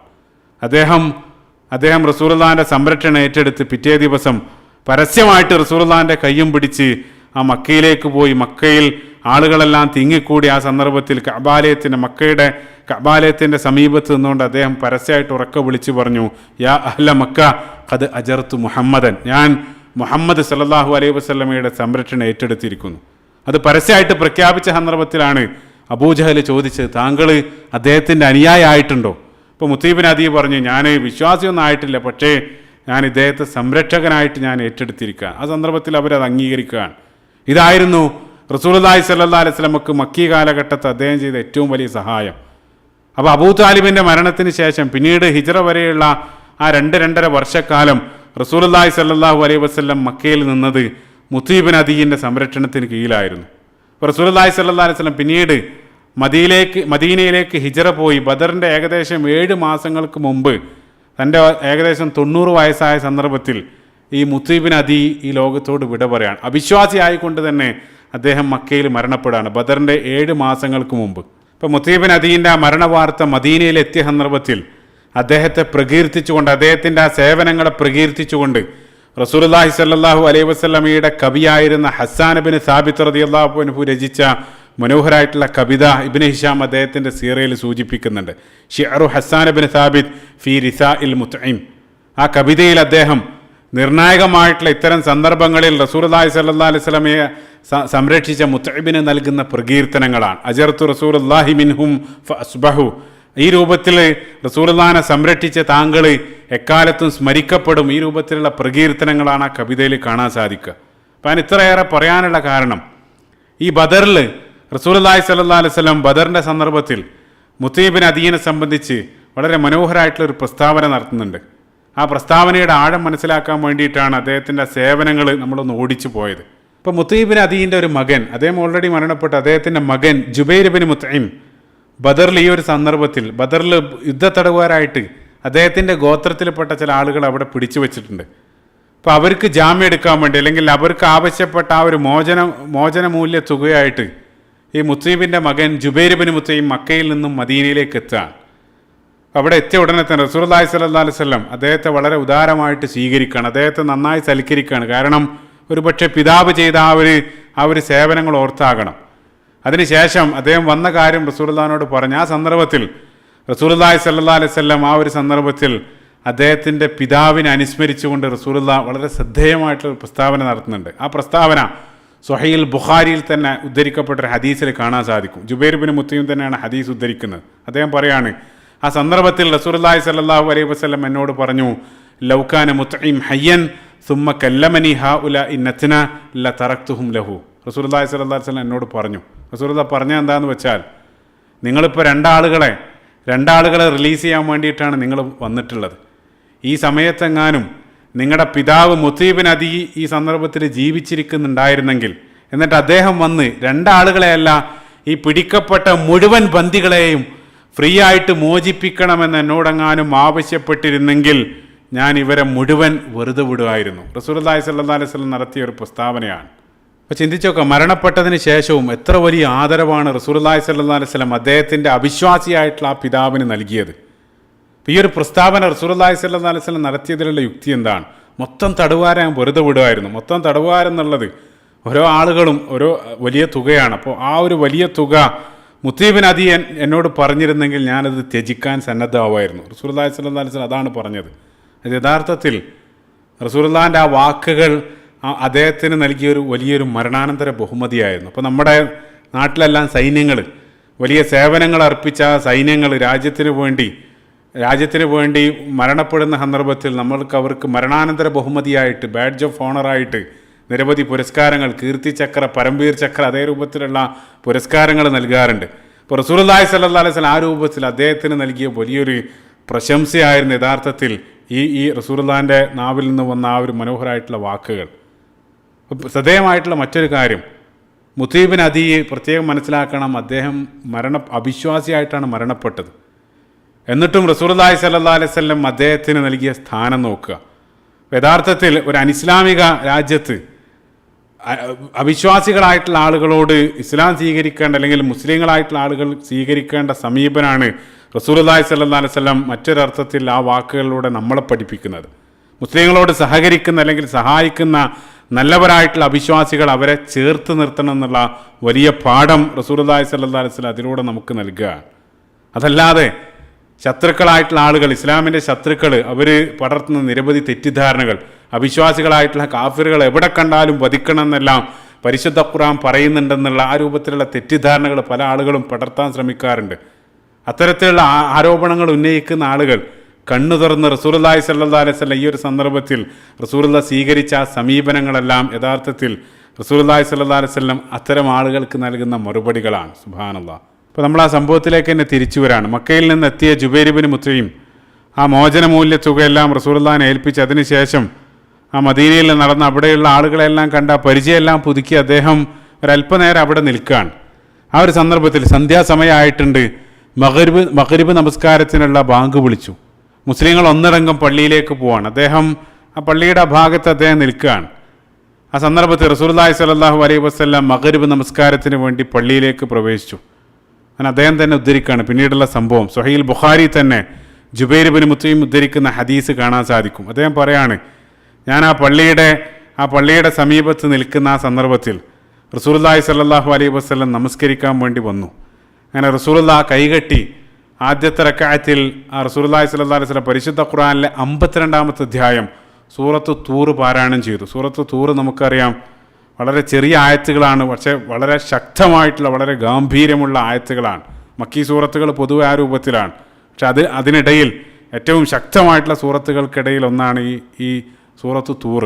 അതിലുള്ള നിരവധി അവസാന ഭാഗത്ത് കടന്നു വരുന്ന വളരെ ശക്തമായിട്ടുള്ള ചില ചോദ്യങ്ങൾ. അപ്പം അദ്ദേഹം പറയാണ് ആ രൂപത്തിലുള്ള, അതായത് ആ ഒരു സൂറത്താണ് റസൂലുള്ളാഹി സ്വല്ലല്ലാഹു അലൈഹി വസല്ലം പാരായണം ചെയ്തത്. അപ്പം അത് ശ്രവിച്ചുകൊണ്ട് ഞാൻ ആ പള്ളിക്ക് സമീപത്ത് നിന്നു. അങ്ങനെ റസൂലുള്ളാഹി പാരായണം ചെയ്ത് ചിന്തിച്ചു നോക്കുക, റസൂലുള്ളാഹിൻ്റെ ആ പാരായണം എത്ര മനോഹരമായിരിക്കും. അപ്പോൾ നമ്മൾ നിരവധി ഖുർആനുകളുടെ പരിശുദ്ധ ഖുർആൻ്റെ പാരായണങ്ങൾ കേട്ട് ആസ്വദിക്കാറുണ്ട്. പക്ഷേ റസൂലുള്ളാഹിൻ്റെ പാരായണം നേരിട്ട് കേൾക്കാനുള്ള സൗഭാഗ്യം എത്ര മനോഹരമായിരിക്കും. റസൂലുള്ളാഹി സ്വല്ലല്ലാഹു അലൈഹി വസല്ലമയുടെ ശബ്ദത്തെ സംബന്ധിച്ച് സ്വഹാബികളിൽ നിന്ന് ഉദ്ധരിക്കപ്പെടുന്ന ഹദീസുകൾ അവർ പറയുന്നുണ്ട്, അത്രയും മനോഹരമായിട്ടുള്ള ശബ്ദം മറ്റൊരാൾക്കും ഞങ്ങൾ കേട്ടിട്ടില്ല എന്നുള്ള. സുബ്ഹാനല്ലാഹ്. ആ ഒരു റസൂലുള്ളാഹിൻ്റെ പാരായണം കേൾക്കാനുള്ള സൗഭാഗ്യം, നാളെ സ്വർഗത്തിൽ വെച്ച് അത് കേൾക്കാനുള്ള സൗഭാഗ്യം അല്ലാഹു സുബ്ഹാനഹു വ തആല നമുക്ക് ഏവർക്കും നൽകുമാറാകട്ടെ. അല്ലാഹുമ്മ ആമീൻ. അപ്പം അദ്ദേഹം പറയാണ്, റസൂലുള്ളാഹി അങ്ങനെ ആ സൂറത്ത് ഓതി അതിൻ്റെ 35-ാമത്തെ വചനത്തിലെത്തിയ സന്ദർഭത്തിൽ 35-ാമത്തെ ആയത്ത് അം ഖുലിഖൂ മിൻ ഗൈരി ഷൈഇൻ അം ഹുമുൽ ഖാലിഖൂൻ, ആ ഒരു ചോദ്യമാണ് 35-ാമത്തെ വചനം. വല്ലാത്തൊരു ചോദ്യമാണ്. അല്ലാഹു സുബ്ഹാനഹു വ തആല ചോദിക്കുകയാണ്, നിങ്ങൾ ഒരു സൃഷ്ടാവില്ലാതെ നിങ്ങൾ സ്വയം ഉണ്ടായതാണോ അതോ നിങ്ങളാണോ നിങ്ങളെ സൃഷ്ടിച്ചത്? അതാണ് ആ ചോദ്യം. അതിനുശേഷം അം ഖലഖുസ് സമാവാതി വൽ അർള ബൽ ലാ യൂഖിനൂൻ, അതല്ല നിങ്ങളാണോ ആകാശവും ഭൂമിയും സൃഷ്ടിച്ചത്? ആ ഒരു ചോദ്യം, ആഴത്തിലുള്ള ആ ഒരു ചോദ്യമാണ് റസൂലുള്ളാഹി സ്വല്ലല്ലാഹു അലൈഹി വസല്ലം ആ സൂറത്തിൻ്റെ ആ ഭാഗമാണ് അവിടെ പാരായണം ചെയ്തത്. അപ്പോൾ എത്ര ആഴത്തിലുള്ള ഒരു ചോദ്യമാണ് അവിടെ അല്ലാഹു സുബ്ഹാനഹു വ തആല ചോദിക്കുന്നത്. നമ്മളാരും സ്വയം ഉണ്ടായതല്ല, അതേപോലെ തന്നെ നമ്മളല്ല നമ്മളുണ്ടാക്കിയത്. അപ്പോൾ നമ്മൾക്കൊരു തുടക്കമുണ്ട്, അതേപോലെ തന്നെ നമുക്ക് പിന്നിൽ ചില കാരണക്കാരുണ്ടെന്ന് യാതൊരു തെളിവും കൂടാതെ നമ്മൾ വിശ്വസിക്കുന്നുണ്ട്. അതേപോലെ തന്നെ മനോഹരമായിട്ടുള്ള കാര്യം, ഉടനെ തന്നെ അല്ലാഹു സുബ്ഹാനഹു വ തആല മനുഷ്യനെ ചേർത്ത് പ്രപഞ്ചത്തെയും അല്ലാഹു സുബ്ഹാനഹു വ തആല അടുത്ത ആയത്തിൽ പറയുന്നുണ്ട്. അപ്പോൾ നമ്മുടെ കാര്യത്തിൽ വളരെ അന്ധമായിട്ട് തന്നെ ആ ഒരു കാര്യം വിശ്വസിക്കാൻ സാധിക്കുന്നുണ്ടെങ്കിൽ, അതേപോലെ നമുക്കറിയാം ആകാശഭൂമികൾ അതിനും ഒരു തുടക്കമുണ്ടെന്ന് ഇന്ന് നമുക്ക് മനസ്സിലാക്കാൻ സാധിക്കുന്നുണ്ട്. അപ്പം തുടക്കമുള്ള നമ്മുടെ പിന്നിൽ ഒരു കാരണക്കാരനുണ്ടെന്ന് യാതൊരു തെളിവും കൂടാതെ വിശ്വസിക്കുന്ന നമുക്ക്, നമ്മളെക്കാൾ സങ്കീർണമായിട്ടുള്ള ഇത്തരം സൃഷ്ടികൾക്ക് പിന്നിൽ അതിന് യാതൊരു തുടക്കക്കാരനുമില്ല, അത് യാദൃച്ഛികതയുടെ ഫലമാണെന്ന് എങ്ങനെയാണ് ഒരാൾക്ക് വിശ്വസിക്കാൻ സാധിക്കുന്നത്? ആ രൂപത്തിലുള്ള മനോഹരമായിട്ടുള്ള ആഴത്തിലുള്ള ചോദ്യങ്ങളാണ്. ആ ആയത്ത് തന്നെ ഒരു മണിക്കൂറുകളോളം വിശദീകരിക്കാനുണ്ട്. നമ്മുടെ ആയത്തല്ല നമ്മുടെ വിഷയം. അപ്പോൾ ഏതായിരുന്നാലും ആ ശക്തമായിട്ടുള്ള ചോദ്യങ്ങൾ ഉൾക്കൊള്ളുന്ന ആ ഒരു ഭാഗമാണ് ജുബൈർ ബിൻ മുത്ഇം റസൂലുള്ളാഹി സ്വല്ലല്ലാഹി അലൈഹി വസല്ലം പാരായണം ചെയ്യുന്നതായിട്ട് കേട്ടത്. എന്നിട്ട് അദ്ദേഹം പറയാണ്, ആ ഹദീസിൽ അദ്ദേഹം പറയാണ്, ആ ഭാഗം കേട്ട സന്ദർഭത്തിൽ കാദ ഖൽബി അൻ യതീർ, അദ്ദേഹം പറയാണ്, ആ ആയത്തുകൾ കേട്ട സന്ദർഭത്തിൽ എൻ്റെ ഹൃദയം മാറിൽ നിന്നും പാറിപ്പോകുന്ന രൂപത്തിൽ എനിക്ക് അനുഭവപ്പെട്ടു എന്നുള്ളത്. അതായത് ചുരുക്കത്തിൽ ആ പരിശുദ്ധ ഖുർആൻ അദ്ദേഹത്തിൻ്റെ ഹൃദയം റാഞ്ചി എടുക്കുന്നതായിട്ടുള്ളൊരു ഫീലിംഗ് അദ്ദേഹത്തിന് ഉണ്ടായി എന്നുള്ള. സുബ്ഹാന, അത്രയും പവർഫുള്ളായിട്ടുള്ള വാക്കുകളായിരുന്നു അത്. അത്രയേറെ അദ്ദേഹത്തെ ആ വാക്കുകൾ, റസൂലുള്ളാഹി പാരായണം ചെയ്ത ആ വാക്കുകൾ അദ്ദേഹത്തെ സ്വാധീനിച്ചു എന്നുള്ളതാണ്. ശേഷം അദ്ദേഹം പറയാണ്, യഥാർത്ഥത്തിൽ ആ ഒരു സന്ദർഭത്തിലാണ് എൻ്റെ ഹൃദയത്തിലേക്ക് ആദ്യമായിട്ട് ഇസ്ലാം പ്രവേശിച്ചത്. അദ്ദേഹം ഇസ്ലാം സ്വീകരിക്കുന്നത് ഒരല്പം കഴിഞ്ഞിട്ടാണ്. മക്ക വിജയ സന്ദർഭത്തിലാണ് അദ്ദേഹം ഇസ്ലാം സ്വീകരിക്കുന്നത്. ഇസ്ലാം സ്വീകരിച്ചതിന് ശേഷം അദ്ദേഹം ഉദ്ധരിക്കുന്ന ഹദീസാണ്. അദ്ദേഹം പറയാണ്, അന്ന് ആ പരിശുദ്ധ ഖുർആൻ ആദ്യമായിട്ട് കേട്ട സന്ദർഭത്തിൽ അതായിരുന്നു എൻ്റെ ഹൃദയത്തിലേക്ക് വന്ന ആദ്യത്തെ സ്പാർക്ക്. പിന്നീട് അദ്ദേഹം ഇസ്ലാം സ്വീകരിച്ച് പിന്നീട് മുസ്ലിമായി ജീവിച്ച് പിന്നീട് ഒരുപാട് കാലം ഖുലഫാഉർ റാഷിദീങ്ങൾക്ക് ശേഷം മുആവിയ റളിയല്ലാഹു അൻഹുവിൻ്റെ കാലഘട്ടത്ത് ഹിജ്റ 58 ഈ ജുബൈർ ബിൻ മുത്ഇം ഈ ലോകത്തോട് വിട പറയുന്നത്. അദ്ദേഹം 30-ലധികം ഹദീസെല്ലാം അദ്ദേഹം ഉദ്ധരിക്കുന്നുണ്ട്. അപ്പോൾ ഇതാണ് ജുബൈർ ബിൻ മുത്ഇമുമായിട്ട് ബന്ധപ്പെട്ട ബദറിലെ സംഭവം. ഇനി അവസാനമായിട്ട് യുദ്ധത്തടവുകാരായി ബന്ധപ്പെട്ട് ഞാൻ തുടക്കത്തിൽ പറഞ്ഞിരുന്നു, ഓരോ ആളുകളുടെയും സാമ്പത്തിക ശേഷി അനുസരിച്ചാണ് അവരിൽ നിന്നും ആ മോചനമൂല്യ തുക റസൂലുള്ളാഹി ഈടാക്കിയത്. അത് ആ സാമ്പത്തിക ശേഷിയില്ലാത്ത ആളുകൾ, അവർ എഴുതാനും വായിക്കാനും അറിയുന്ന ആളുകളാണെങ്കിൽ അവർ 10 ആളുകളെ വിദ്യ അഭ്യസിക്കുക, അതായിരുന്നു അവർ നൽകേണ്ട മോചനമൂല്യം. അതിനും കഴിയാത്ത ചില ആളുകളെ റസൂലുള്ളാഹി സ്വല്ലല്ലാഹി അലൈഹി വസല്ലം സൗജന്യമായിട്ട് വിട്ടയച്ചതും ബദറിൻ്റെ ചരിത്രത്തിൽ കാണാൻ സാധിക്കും. അതിന് ഏറ്റവും നല്ല ഉദാഹരണമാണ് ശത്രുപക്ഷത്തുണ്ടായിരുന്ന ഒരു വ്യക്തി, അബൂ ഉസ്സ അംർ ബിൻ ഉമൈർ അൽ ജുമഹി എന്നറിയപ്പെടുന്നൊരു വ്യക്തി. അദ്ദേഹം മക്കയിൽ അറിയപ്പെട്ടൊരു കവിയാണ്. അദ്ദേഹം യുദ്ധാനന്തരം തടവുകാരനായിട്ട് പിടിക്കപ്പെട്ട സന്ദർഭത്തിൽ റസൂലുള്ളാഹിനോട് വന്ന് പറഞ്ഞു, ഓ മുഹമ്മദ് സല്ലല്ലാഹു അലൈഹി വസല്ലം, എനിക്ക് 5 പെൺമക്കളാണുള്ളത്. അവർക്ക് ജീവിക്കാൻ യാതൊരു വകയില്ല. ഈ 5 പെൺകുട്ടികളും എന്നെ ആശ്രയിച്ചിട്ടാണ് അവിടെ ജീവിക്കുന്നത്. അപ്പം എൻ്റെ ആ ഒരു പെൺകുട്ടികളെ ഓർത്തെങ്കിലും എന്നോട് ഒരല്പം ദയ കാണിക്കണം. ഞാൻ അങ്ങേറ്റം ദരിദ്രനാണ്, എൻ്റെ കയ്യിൽ തരാൻ കാശൊന്നുമില്ല. അതുകൊണ്ട് ദയവ് ചെയ്ത് എന്നെ വെറുതെ വിടണമെന്ന് അദ്ദേഹം അപേക്ഷിക്കുകയാണ്. എന്നിട്ട് അദ്ദേഹം അതിനോട് കൂട്ടിച്ചേർത്തു. അദ്ദേഹം പറഞ്ഞു, എന്നെ വെറുതെ വിടുകയാണെങ്കിൽ ഞാൻ നിങ്ങൾക്ക് വാക്ക് തരാണ്, ഇനി ഒരിക്കലും നിങ്ങൾക്കെതിരെ യുദ്ധം നയിക്കില്ല. അത് മാത്രമല്ല, നിങ്ങളെ ആക്ഷേപിക്കാനൊന്നും ഞാൻ പോകില്ല. ഞാൻ എൻ്റെ കാര്യം നോക്കി, മക്കയിലെത്തിയാൽ എൻ്റെ കാര്യം നോക്കി ഞാൻ പിന്നീട് അവിടെ ജീവിച്ചോളാം. ഈ ഒരു വാക്ക് അദ്ദേഹം റസൂലുള്ളാഹി സ്വല്ലല്ലാഹി അലൈഹി വസല്ലമക്ക് നൽകുകയാണ്. അദ്ദേഹം നൽകിയ ആ വാക്കിൻ്റെ പുറത്ത് അയാൾ പറയുന്നത് സത്യമാണെന്ന് ബോധ്യപ്പെട്ട സന്ദർഭത്തിൽ, അതായത് 5 പെൺകുട്ടികൾ അദ്ദേഹത്തിന് ഉണ്ടായിരുന്നു, അത് ബോധ്യപ്പെട്ട സന്ദർഭത്തിൽ റസൂലുള്ളാഹി സ്വല്ലല്ലാഹി അലൈഹി വസല്ലം യാതൊന്നും വാങ്ങാതെ അദ്ദേഹത്തെ റസൂലുള്ളാഹി സ്വല്ലല്ലാഹി അലൈഹി വസല്ലം മോചിപ്പിക്കുകയാണ്. പക്ഷേ രസകരമായിട്ടുള്ള കാര്യം, മുന്നോട്ടുള്ള ചരിത്രത്തിൽ അദ്ദേഹം നൽകിയ ആ ഒരു വാക്ക്, ആ ഒരു പ്രതിജ്ഞ അദ്ദേഹം പാലിക്കുന്നില്ല. കാരണം ഒരു വർഷത്തിന് ശേഷം അരങ്ങേറുന്ന ഉഹുദിൽ അദ്ദേഹം വീണ്ടും വരികയാണ്. വീണ്ടും വന്ന്, അതായത് റസൂലുള്ളാഹിനോടുള്ള ആ കരാർ ലംഘിച്ച അയാൾ അല്ലാഹു സുബ്ഹാനഹു വ തആല മുസ്ലിങ്ങളുടെ കയ്യിൽ തന്നെ വീണ്ടും ഉഹുദിൽ പിടിക്കപ്പെട്ട ഏക യുദ്ധത്തടവുകാരൻ ഈ വ്യക്തിയാണ്, അബൂ ഉസ്സ അംർ ബിൻ ഉമൈർ അൽ ജുമഹി. അദ്ദേഹത്തെ വീണ്ടും ഉഹുദിൽ യുദ്ധത്തടവുകാരനായിട്ട് പിടിക്കപ്പെടുന്നു. ആ വാക്ക് ലംഘിച്ചതിൻ്റെ ഫലമായിട്ട് അദ്ദേഹം ആ ഒരു സന്ദർഭത്തിൽ ശിക്ഷ ഏറ്റുവാങ്ങേണ്ടി വരാണ്. ഈ ഒരു വ്യക്തിയെ ഇതേ രൂപത്തിൽ യാതൊന്നും വാങ്ങാതെ റസൂലുള്ളാഹി സ്വതന്ത്രനാക്കിയ ചരിത്രവും ഉഹുദിൽ കാണാൻ സാധിക്കും. അപ്പോൾ ഇതാണ് യുദ്ധത്തടവുകാരുടെ മോചനമൂല്യവുമായിട്ട് ബന്ധപ്പെട്ട ഒരു ചരിത്രം. ഈ തടവിൽ യുദ്ധത്തടവുകാരായിട്ട് പിടിക്കപ്പെട്ട മുഴുവൻ ആളുകളും, 70ഓളം ആളുകൾ, അവർ മുഴുവൻ ഒരല്പം കാലം കൊണ്ട് തന്നെ ആ ഒരു മോചനമൂല്യ തുക പല രൂപത്തിലായിട്ട് നൽകി മുഴുവൻ ആളുകളും മോചിതരാകുന്നുണ്ട്. അതിന് ഏറ്റവും നല്ല തെളിവാണ് അത്. ഒരു വർഷം കഴിഞ്ഞ് പിന്നീട് അരങ്ങേറുന്ന ഉഹുദ് യുദ്ധം വരുന്ന സന്ദർഭത്തിൽ അതിൽ എതിർപക്ഷത്തുനിന്ന് ബന്ദികളുടെ കാര്യം പറഞ്ഞ് ഒരാളും വിലപേശുന്നതായിട്ട് ഉഹുദിൻ്റെ ചരിത്രത്തിൽ കാണുന്നില്ല. അത് തന്നെ വളരെ കൃത്യമായിട്ട് കാണിച്ചിരുന്നുണ്ട്. ആ ഒരു വർഷം കൊണ്ട് തന്നെ യുദ്ധത്തടവുകാരായിട്ട് പിടിക്കപ്പെട്ട മുഴുവൻ ആളുകളും അവർ ആ ഒരു വർഷം കൊണ്ട് തന്നെ മോചിതരായിരുന്നു. അപ്പോൾ ഇത്രയും നേരം നമ്മൾ ആ ബദർ യുദ്ധാനന്തരം മുതൽ നമ്മൾ ആ മദീനയിലേക്കാണ് നമ്മൾ ഫോക്കസ് ചെയ്തുകൊണ്ടിരിക്കുന്നത്. നമ്മുടെ ആ ക്യാമറ മദീനയുടെ ഭാഗത്തേക്കാണ് ഫോക്കസ് ചെയ്യുന്നത്. അവർ ആ വിജയവാർത്ത മദീനയിലേക്ക് എത്തിയതും അതിന് ശേഷം ഗനീമത്തിൻ്റെ വിഭജനം, അതേപോലെ തന്നെ ആ യുദ്ധത്തടവുകാരുമായിട്ട് ബന്ധപ്പെട്ട വിഷയങ്ങളാണ് നമ്മൾ ഒരുപാട് ഭാഗമായിട്ട് വിശദീകരിച്ചു കൊണ്ടിരിക്കുന്നത്. ഇനി നമ്മൾ അവസാനമായിട്ട് ഈ ബദറിൻ്റെ അവസാന ഭാഗത്ത് ഇനി നമ്മൾ ആ ക്യാമറ മക്കയിലേക്കൊന്ന് ഫോക്കസ് ചെയ്യാണ്. യുദ്ധാനന്തരം, ബദർ യുദ്ധാനന്തരം മക്കയിൽ എന്താണ് സംഭവിച്ചത്? അപ്പോൾ മക്കയിൽ നേരത്തെ ഓർക്കുന്നുണ്ട്, അബൂ സുഫിയാൻ ആ വഴി മാറി മക്കയിലേക്ക് എത്തി. അതേ സന്ദർഭത്തിൽ അബൂജഹലിൻ്റെ നേതൃത്വത്തിലൊരു സംഘം പുറപ്പെട്ടു. അവർ, അതായത് ആ സംഘം റസൂലുള്ളാഹി സ്വല്ലല്ലാഹി അലൈഹി വസല്ലമയുമായിട്ട് ഏറ്റുമുട്ടിയിട്ടുണ്ട്, അല്ലെങ്കിൽ അവിടെ യുദ്ധം നടന്നിട്ടുണ്ട് എന്നുള്ളൊരു വിവരം അവർക്കറിയാം. പക്ഷേ അവിടെ ആ യുദ്ധത്തിൽ, ആ സംഘട്ടനത്തിൽ എന്താണ് സംഭവിച്ചത് എന്നുള്ളൊരു അപ്ഡേറ്റ് ഇതുവരെ മക്കയിൽ എത്തിയിട്ടില്ല. പക്ഷേ അവിടെയുള്ള മുഴുവൻ ആളുകൾക്ക് ഉറപ്പായിരുന്നു, തീർച്ചയായിട്ടും നമ്മൾ വിജയിക്കും. കാരണം അതിലപ്പുറം എന്ത് നടക്കാനാണ്? അതിനേക്കാൾ, അതായത് റസൂലുള്ളാഹി സ്വല്ലല്ലാഹി അലൈഹി വസല്ലമയേക്കാൾ 3 ഇരട്ടി സംഘമായിട്ട്, സർവായുധ സജ്ജരായിട്ടുള്ളൊരു സംഘമായിട്ടാണ് മക്കയിൽ നിന്നും ആ സംഘം പുറപ്പെട്ടുള്ളത്. അപ്പോൾ കൂടുതലൊന്നും അപ്രതീക്ഷിതമായിട്ട് നടക്കില്ല എന്നുള്ളൊരു പ്രതീക്ഷയിലാണ് മക്കയിലുള്ള ആളുകൾ. അങ്ങനെ യുദ്ധാനന്തരം ഒരു അല്പ ദിവസത്തിന്, 2-3 ദിവസത്തിന് ശേഷം മക്കയിൽ പതിവ് പോലെ ഒരു ഉച്ച സമയത്ത് ആ കഅബാലയത്തിൻ്റെ ആ സമീപത്തുള്ള ആളുകളുണ്ട്. ആ ഒരു സന്ദർഭത്തിൽ ഒരാൾ ആ കഅബാലയത്തെ ലക്ഷ്യമാക്കി ദൂരെ നിന്നും കുതിച്ചു വരികയാണ്. അപ്പോൾ അയാളുടെ ആ വരവ് കണ്ട സന്ദർഭത്തിൽ തന്നെ അവർക്ക് ഉറപ്പാണ്, എന്തോ ഒരു പ്രധാനപ്പെട്ട വാർത്ത പറയാൻ വേണ്ടിയിട്ടാണ് അയാൾ വരുന്നത്. ആ വന്നുകൊണ്ടിരിക്കുന്ന വ്യക്തി ഹൈസുമാൻ ഇബ്നു അബ്ദുല്ല അൽ ഖുസാഇ, അതാണ് ആ വ്യക്തിയുടെ പേര്. ഹൈസുമാൻ ഇബ്നു അബ്ദുല്ല അൽ ഖുസാഇ, ഖുസാ ഗോത്രക്കാരനായിട്ടുള്ളൊരു വ്യക്തിയാണ് ഹൈസുമാൻ എന്നുള്ള ആ പേരിലുള്ള വ്യക്തി. അദ്ദേഹം ആ കുതിച്ചു വന്ന് അവിടെ നിൽക്കുന്ന ആളുകൾക്കിടയിലേക്ക് അദ്ദേഹം അവിടെ വരികയാണ്. ആളുകളെല്ലാം വളരെ ആകാംക്ഷയോടുകൂടെ കാതുകൂർപ്പിച്ച് അയാൾ എന്താണ് പറയുന്നതെന്ന് കേൾക്കാൻ വേണ്ടി അവിടെ നിൽക്കുകയാണ്. അയാൾ അവിടെ സമീപത്ത് എത്തിയ ഉടനെ തന്നെ അയാൾ ഉറക്കെ വിളിച്ചു പറഞ്ഞു, യാ അഹ്ല മക്ക, ഓ മക്കക്കാരെ, ഖുതില അബുൽ ഹക്കം ഇബ്നു ഹിഷാം. അബുൽ ഹക്കം ഇബ്നു ഹിഷാം വധിക്കപ്പെട്ടിരിക്കുന്നു, അതായത് അബൂജഹലിൻ്റെ യഥാർത്ഥത്തിലുള്ള പേര്.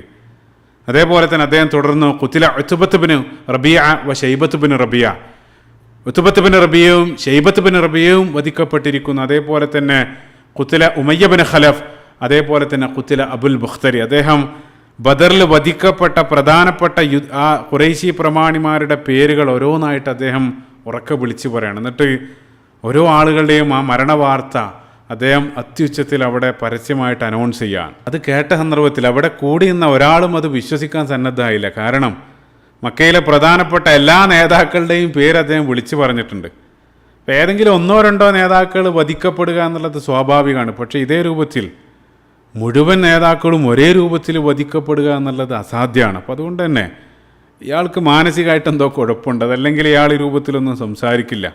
യുദ്ധം കാരണം അയാളുടെ സ്വബോധം നഷ്ടപ്പെട്ടു കാണണം, ആ രൂപത്തിലാണ് അവർ ചിന്തിക്കുന്നത്. അത് കേട്ട ഒരാളും അത് വിശ്വസിക്കാൻ സന്നദ്ധമാകുന്നില്ല. അയാൾ വീണ്ടും അത് ആവർത്തിക്കുകയാണ്. ആ സന്ദർഭത്തിൽ ആ കേൾവിക്കാരുടെ കൂട്ടത്തിലുണ്ടായിരുന്ന ഒരു പ്രധാനപ്പെട്ട വ്യക്തി സഫ്വാൻ ഇബ്നു ഉമയ്യ ബിൻ ഖലഫിൻ്റെ മകൻ. ഉമയ്യ ബിൻ ഖലഫും ബദറിൽ വധിക്കപ്പെട്ട, നിങ്ങൾ ഓർക്കുന്നുണ്ടാവും, ബിലാൽ ബിൻ റബാഹുമായിട്ട് ബന്ധപ്പെട്ട് നമ്മൾ നേരത്തെ വിശദീകരിച്ചിരുന്നു. അപ്പോൾ സഫ്വാൻ ഇബ്നു ഉമയ്യ തൻ്റെ സമീപത്ത് കൂടിയുന്ന ആളുകളോട് പറഞ്ഞു, ഇയാൾ പറയുന്നത് ശരിയാകാൻ ഒരു വഴിയില്ല, അയാൾക്ക് എന്തോ, അതായത് അയാളുടെ തലക്ക് വെളിവില്ല. അപ്പോൾ അതുകൊണ്ട് തന്നെ അത് ഉറപ്പുവരുത്താൻ വേണ്ടി സഫ്വാൻ ഇബ്നു ഉമയ്യ കൂടെ അടുത്ത് നിൽക്കുന്ന ആളുകളോട് പറഞ്ഞു, നിങ്ങൾ അയാളോടൊന്ന് വിളിച്ചു ചോദിച്ചു നോക്കുക, അതായത് സഫ്വാൻ യുദ്ധത്തിൽ എന്ത് പറ്റിയെന്ന് നിങ്ങളൊന്ന് അയാളോട് ചോദിച്ചു നോക്കുക. ഒരുപക്ഷെ നിങ്ങൾ ആ രൂപത്തിൽ ചോദിക്കുന്ന സമയത്തും അയാൾ ഒരുപക്ഷെ പറയുമായിരിക്കും സഫ്വാനും ആ ബദറിൽ വധിക്കപ്പെട്ടുവെന്ന് ഒരുപക്ഷെ അയാൾ പറയുമായിരിക്കും. കാരണം അയാൾക്ക് സ്വബോധമില്ല. ആ രൂപത്തിൽ ചോദിക്കാൻ വേണ്ടി സഫ്വാൻ തൻ്റെ സമീപത്ത് നിൽക്കുന്ന ആളുകളോട് കൽപ്പിക്കുകയാണ്. ഉടനെ തന്നെ അവർ ഉറക്കെ വിളിച്ചു ചോദിച്ചു, മാ ഫഅല സഫ്വാൻ എന്ത് പറ്റി, സഫ്വാൻ യുദ്ധത്തിൽ എന്ത് സംഭവിച്ചു? ആ സന്ദർഭത്തിൽ അയാൾ തിരിച്ചവരോട് ചോദിച്ചു, നിങ്ങൾക്കാർക്കും എന്തെങ്കിലും കുഴപ്പമുണ്ടോ, നിങ്ങളുടെ ബുദ്ധിക്ക് എന്തെങ്കിലും കുഴപ്പമുണ്ടോ? കാരണം ഹുവദാക്ക ജാലിസും ഫിൽ ഹിജിർ, നിങ്ങൾ ചോദിച്ച സഫ്വാനല്ല ആ ഇരിക്കുന്നത്. എന്നിട്ട് അദ്ദേഹം പറഞ്ഞു, വല്ലാഹി റഅയ്തു അബാഹു വ അഖാഹു ഖുതില, വല്ലാഹി ഞാൻ പറയാണ്, സഫ്വാൻ ഇവിടെ ഇരിക്കുന്നുണ്ട്, പക്ഷേ അയാളുടെ പിതാവും അതേപോലെ തന്നെ സഹോദരനും 2 ആളും ബദറിൽ വധിക്കപ്പെട്ടിട്ടുണ്ട്. അതോടുകൂടെ അതും കൂടെ കേട്ട സന്ദർഭത്തിൽ ആ വാർത്ത നേരത്തെ അവിശ്വസനീയമായി തോന്നിയ പല ആളുകളും അത് വിശ്വസിക്കാൻ തുടങ്ങി. അപ്പോൾ ആ കേട്ടത് മുഴുവൻ സത്യമായിരുന്നു, തങ്ങളുടെ പ്രധാനപ്പെട്ട നേതാക്കൾ മുഴുവൻ വധിക്കപ്പെട്ടിട്ടുണ്ട്. അപ്പോൾ ആ ഒരു വമ്പിച്ച പരാജയത്തിൻ്റെ ആ ഒരു വാർത്ത ഒരു മിന്നലേറ്റ പോലെ, ഒരു ഞെട്ടലോടുകൂടെ മക്കക്കാർ മുഴുവൻ അവസാനം ഉൾക്കൊള്ളേണ്ടി വരികയാണ്. എങ്കിലും എങ്ങനെയാണിത് സംഭവിച്ചത്? അവർക്ക് വല്ലാത്തൊരു സംശയം ഉണ്ടായിരുന്നു. കാരണം 3 ഇരട്ടി വരുന്ന ആ ഒരു സൈന്യത്തെ അയച്ചിട്ടും ഈ രൂപത്തിൽ നിസ്സാരമായിട്ട് മുസ്ലിങ്ങൾക്ക് എങ്ങനെയാണ് തങ്ങളെ കീഴടക്കാൻ സാധിച്ചത്? അത് അറിയാൻ വല്ലാത്തൊരു കൗതുകം ഉണ്ടായിരുന്നു. പ്രത്യേകിച്ച് അവിടെ യുദ്ധത്തിന് പോകാത്ത നേതാക്കൾ, യുദ്ധത്തിന് പോകാത്ത 2 പ്രധാനപ്പെട്ട നേതാക്കൾ ഈ ഒരു സന്ദർഭത്തിൽ മക്കയിലുണ്ട്. ഓർക്കുന്നുണ്ടാകും. ഒന്ന് തീർച്ചയായിട്ടും അബൂ സുഫിയാനാണ്. അബൂ സുഫിയാൻ വഴിമാറി അങ്ങോട്ട് എത്തിയിട്ടുണ്ട്. മറ്റൊരു പ്രധാനപ്പെട്ട അവിടെ അവശേഷിക്കുന്ന അവരുടെ ഒരു ലീഡർ അബൂ ലഹബാണ്. ഓർക്കുന്നുണ്ടാകും. അബൂ ലഹബ് ബദറിന് പോയിട്ടുണ്ടായിരുന്നില്ല. പകരം ആ ഭീരുവായിട്ടുള്ള അബൂ ലഹബ് യുദ്ധത്തിന് പോകുന്നതിന് പകരം അയാൾക്ക് കടം നൽകാനുള്ള ഒരു വ്യക്തിയെ, ആസിബിൻ ഹിഷാം അൽ മുഗീറ, ആ ഒരു വ്യക്തിയെ തൻ്റെ പകരക്കാരനായിട്ട് യുദ്ധത്തിന് അയച്ചതായിരുന്നു. അപ്പോൾ അബൂ ലഹബിന് വല്ലാത്തൊരു കൗതുകം, എങ്ങനെയാണിത് സംഭവിച്ചത്? അപ്പോൾ അതറിയാൻ വേണ്ടി അബൂ ലഹബ് തൻ്റെ സഹോദരൻ അബ്ബാസ് ബിൻ അബ്ദുൽ മുത്തലിബിൻ്റെ വീട്ടിലേക്ക് പോവാൻ. അവിടെ എന്തെങ്കിലും ഒരു വിവരം കാണും, ഉറപ്പാണ്. കാരണം അബ്ബാസ് ബിൻ അബ്ദുൽ മുത്തലിബ് യുദ്ധത്തിന് പോയിട്ടുണ്ട്. അതുകൊണ്ട് തന്നെ ആ ഡീറ്റെയിൽ അറിയാൻ വേണ്ടി അബൂ ലഹബ് അബ്ബാസ് ബിൻ അബ്ദുൽ മുത്തലിബിൻ്റെ വീട്ടിലേക്ക് പ്രവേശിക്കുകയാണ്. അബ്ബാസ് ബിൻ അബ്ദുൽ മുത്തലിബിൻ്റെ വീട്ടിൽ ആ സന്ദർഭത്തിൽ അദ്ദേഹത്തിൻ്റെ ഭാര്യ ഉമ്മുൽ ഫദൽ ഉണ്ടായിരുന്നു, ലുബാബ ബിൻതൽ ഹാരിസ റളിയല്ലാഹു അൻഹ. ഞാൻ തുടക്കത്തിൽ, ഈ പ്രഭാഷണത്തിൻ്റെ തുടക്കത്തിൽ പ്രത്യേകമായിട്ട് ഈ ഒരു പേര് ഓർത്തു വെക്കണമെന്ന് സൂചിപ്പിച്ച ആ വനിത. അപ്പോൾ ഉമ്മുൽ ഫദൽ അവിടെ ഉണ്ടായിരുന്നു. അവർ മാത്രമല്ല, അവരോടൊപ്പം അവരുടെ ഒരു വേലക്കാരൻ, അവരുടെ ഒരു ഭൃത്യനായിരുന്ന അബൂ റാഫിയ റളിയല്ലാഹു അൻഹു. ഈ ഉമ്മുൽ ഫദലും അതേപോലെ തന്നെ അബൂ റാഫി, ഈ 2 ആളുകളും നേരത്തെ തന്നെ രഹസ്യമായിട്ട് ഇസ്ലാം സ്വീകരിച്ച ആളുകളുടെ കൂട്ടത്തിലാണ്. അപ്പോൾ അവർ നേരത്തെ തന്നെ മുസ്ലിങ്ങളാണ്, രഹസ്യമായിട്ട് അവർ ഇസ്ലാം സ്വീകരിച്ചിട്ടുണ്ട്. അപ്പോൾ അബൂ ലഹബ് ആ വീട്ടിലേക്ക് വന്ന് ആ യുദ്ധത്തിൻ്റെ ഡീറ്റെയിൽ അവിടെ അവരോട് തിരക്കുകയാണ്. അപ്പോൾ അവരുടെ അടുത്ത് കാര്യമായിട്ടുള്ള വിവരമൊന്നും ഉണ്ടായിരുന്നില്ല. ആ സന്ദർഭത്തിൽ അബൂ ലഹബ് ഉടനെ തന്നെ ഒരാളെ വിട്ട് യുദ്ധം കഴിഞ്ഞ് മടങ്ങിയെത്തിയ മറ്റൊരാളെ ആ വീട്ടിലേക്ക് വിളിപ്പിക്കുകയാണ്. അതായത് ആ യുദ്ധം കഴിഞ്ഞ് ജീവനും കൊണ്ട് തിരിച്ചോടി മക്കയിലെത്തിയ മറ്റൊരു വ്യക്തിയെ ആ ഡീറ്റെയിൽ ലഭിക്കാൻ വേണ്ടി അബൂ ലഹബ് അങ്ങോട്ട് വിളിപ്പിക്കുകയാണ്. ആ വിളിപ്പിച്ച വ്യക്തി അബൂ സുഫിയാൻ ഇബ്ൻ അൽ ഹാരിസ്. പ്രത്യേകം മനസ്സിലാക്കുക, കൺഫ്യൂഷൻ ആവരുത്. നമ്മളെ ഖുറൈശി ആ വടിതെറ്റി ആ കച്ചവടക്കാരവൻ്റെ നേതാവ്, ഖുറൈശി നേതാവ് അബൂ സുഫിയാൻ അല്ല ഇവിടെ പറയുന്നത്. അതേ പേരിലുള്ള മറ്റൊരു വ്യക്തി അബൂ സുഫിയാൻ ഇബ്ൻ അൽ ഹാരിസ്. അദ്ദേഹം പിന്നീട് ഇസ്ലാമിലേക്ക് വരുന്നുണ്ട്. അപ്പോൾ ഈ വ്യക്തിയെ അബൂ ലഹബ് വീട്ടിലേക്ക് വിളിപ്പിക്കുകയാണ്. വിളിപ്പിച്ചതിന് ശേഷം അബൂ ലഹബ് അയാളോട് ചോദിച്ചു, സഹോദരപുത്ര, എന്താണ് സംഭവിച്ചത്? എങ്ങനെയാണ് നമ്മൾ പരാജയപ്പെട്ടത്? ആ ഡീറ്റെയിൽ ഒന്ന് നിങ്ങൾ പറഞ്ഞു തരൂ. ആ സന്ദർഭത്തിൽ ഈ അബൂ സുഫിയാൻ ഇബ്ൻ ഹാരിസ്, ആ യുദ്ധത്തിൽ നിന്ന് മടങ്ങിയെത്തിയ വ്യക്തി പറഞ്ഞു കൊടുക്കുകയാണ്.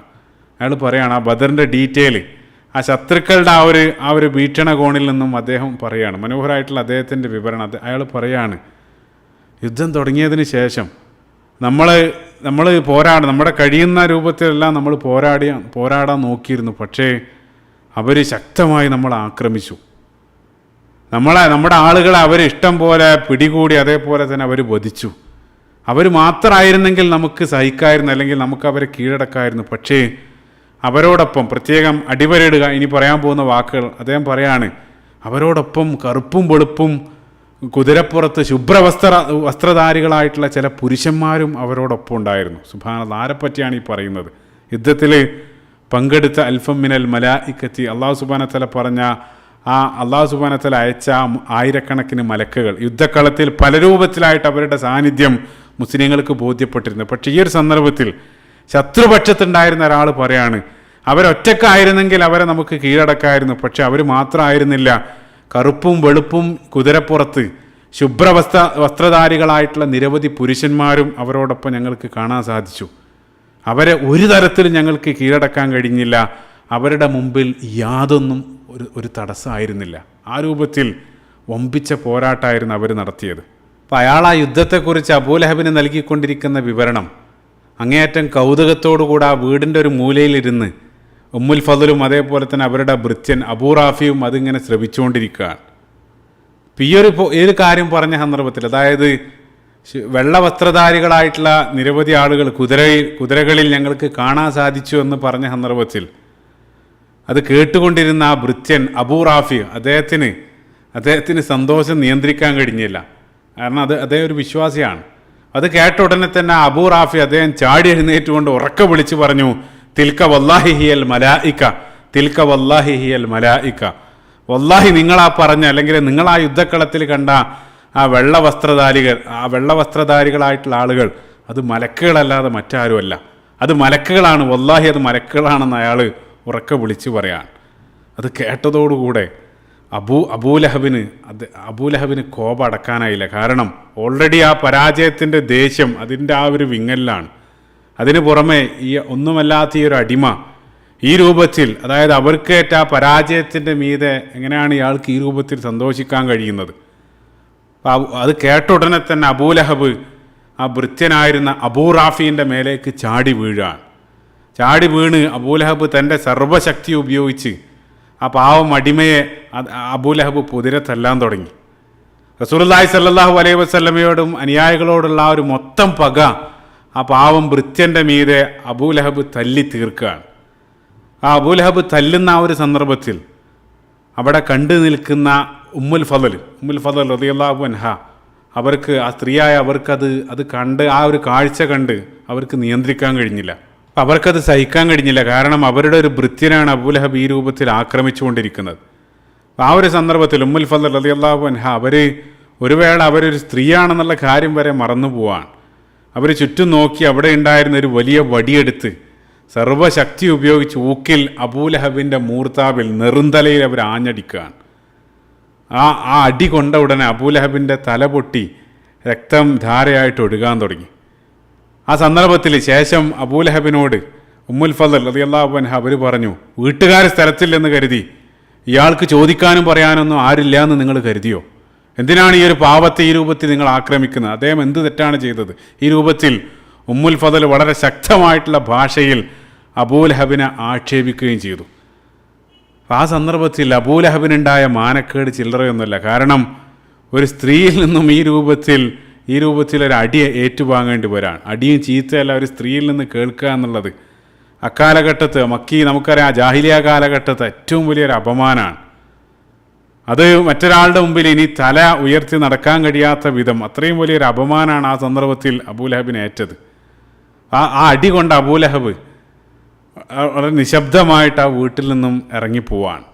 അപ്പോൾ തൻ്റെ അനുയായികൾക്ക് ആ യുദ്ധത്തിൽ ഏൽക്കേണ്ടി വന്ന വമ്പിച്ച പരാജയം, അതിൻ്റെ ഒരു വിഷമം, അതേപോലെ തന്നെ വ്യക്തിപരമായി തനിക്കുണ്ടായ ഈ ഒരു ദുരനുഭവം, ഈ ഒരു അപമാനം, അതെല്ലാം കാരണം അബൂലഹബ് അത്യധികം ദുഃഖത്തോടുകൂടെ വീട്ടിലേക്ക് പോയി പിന്നീട് വീട്ടിൽ നിന്നും പുറത്തിറങ്ങുന്നില്ല.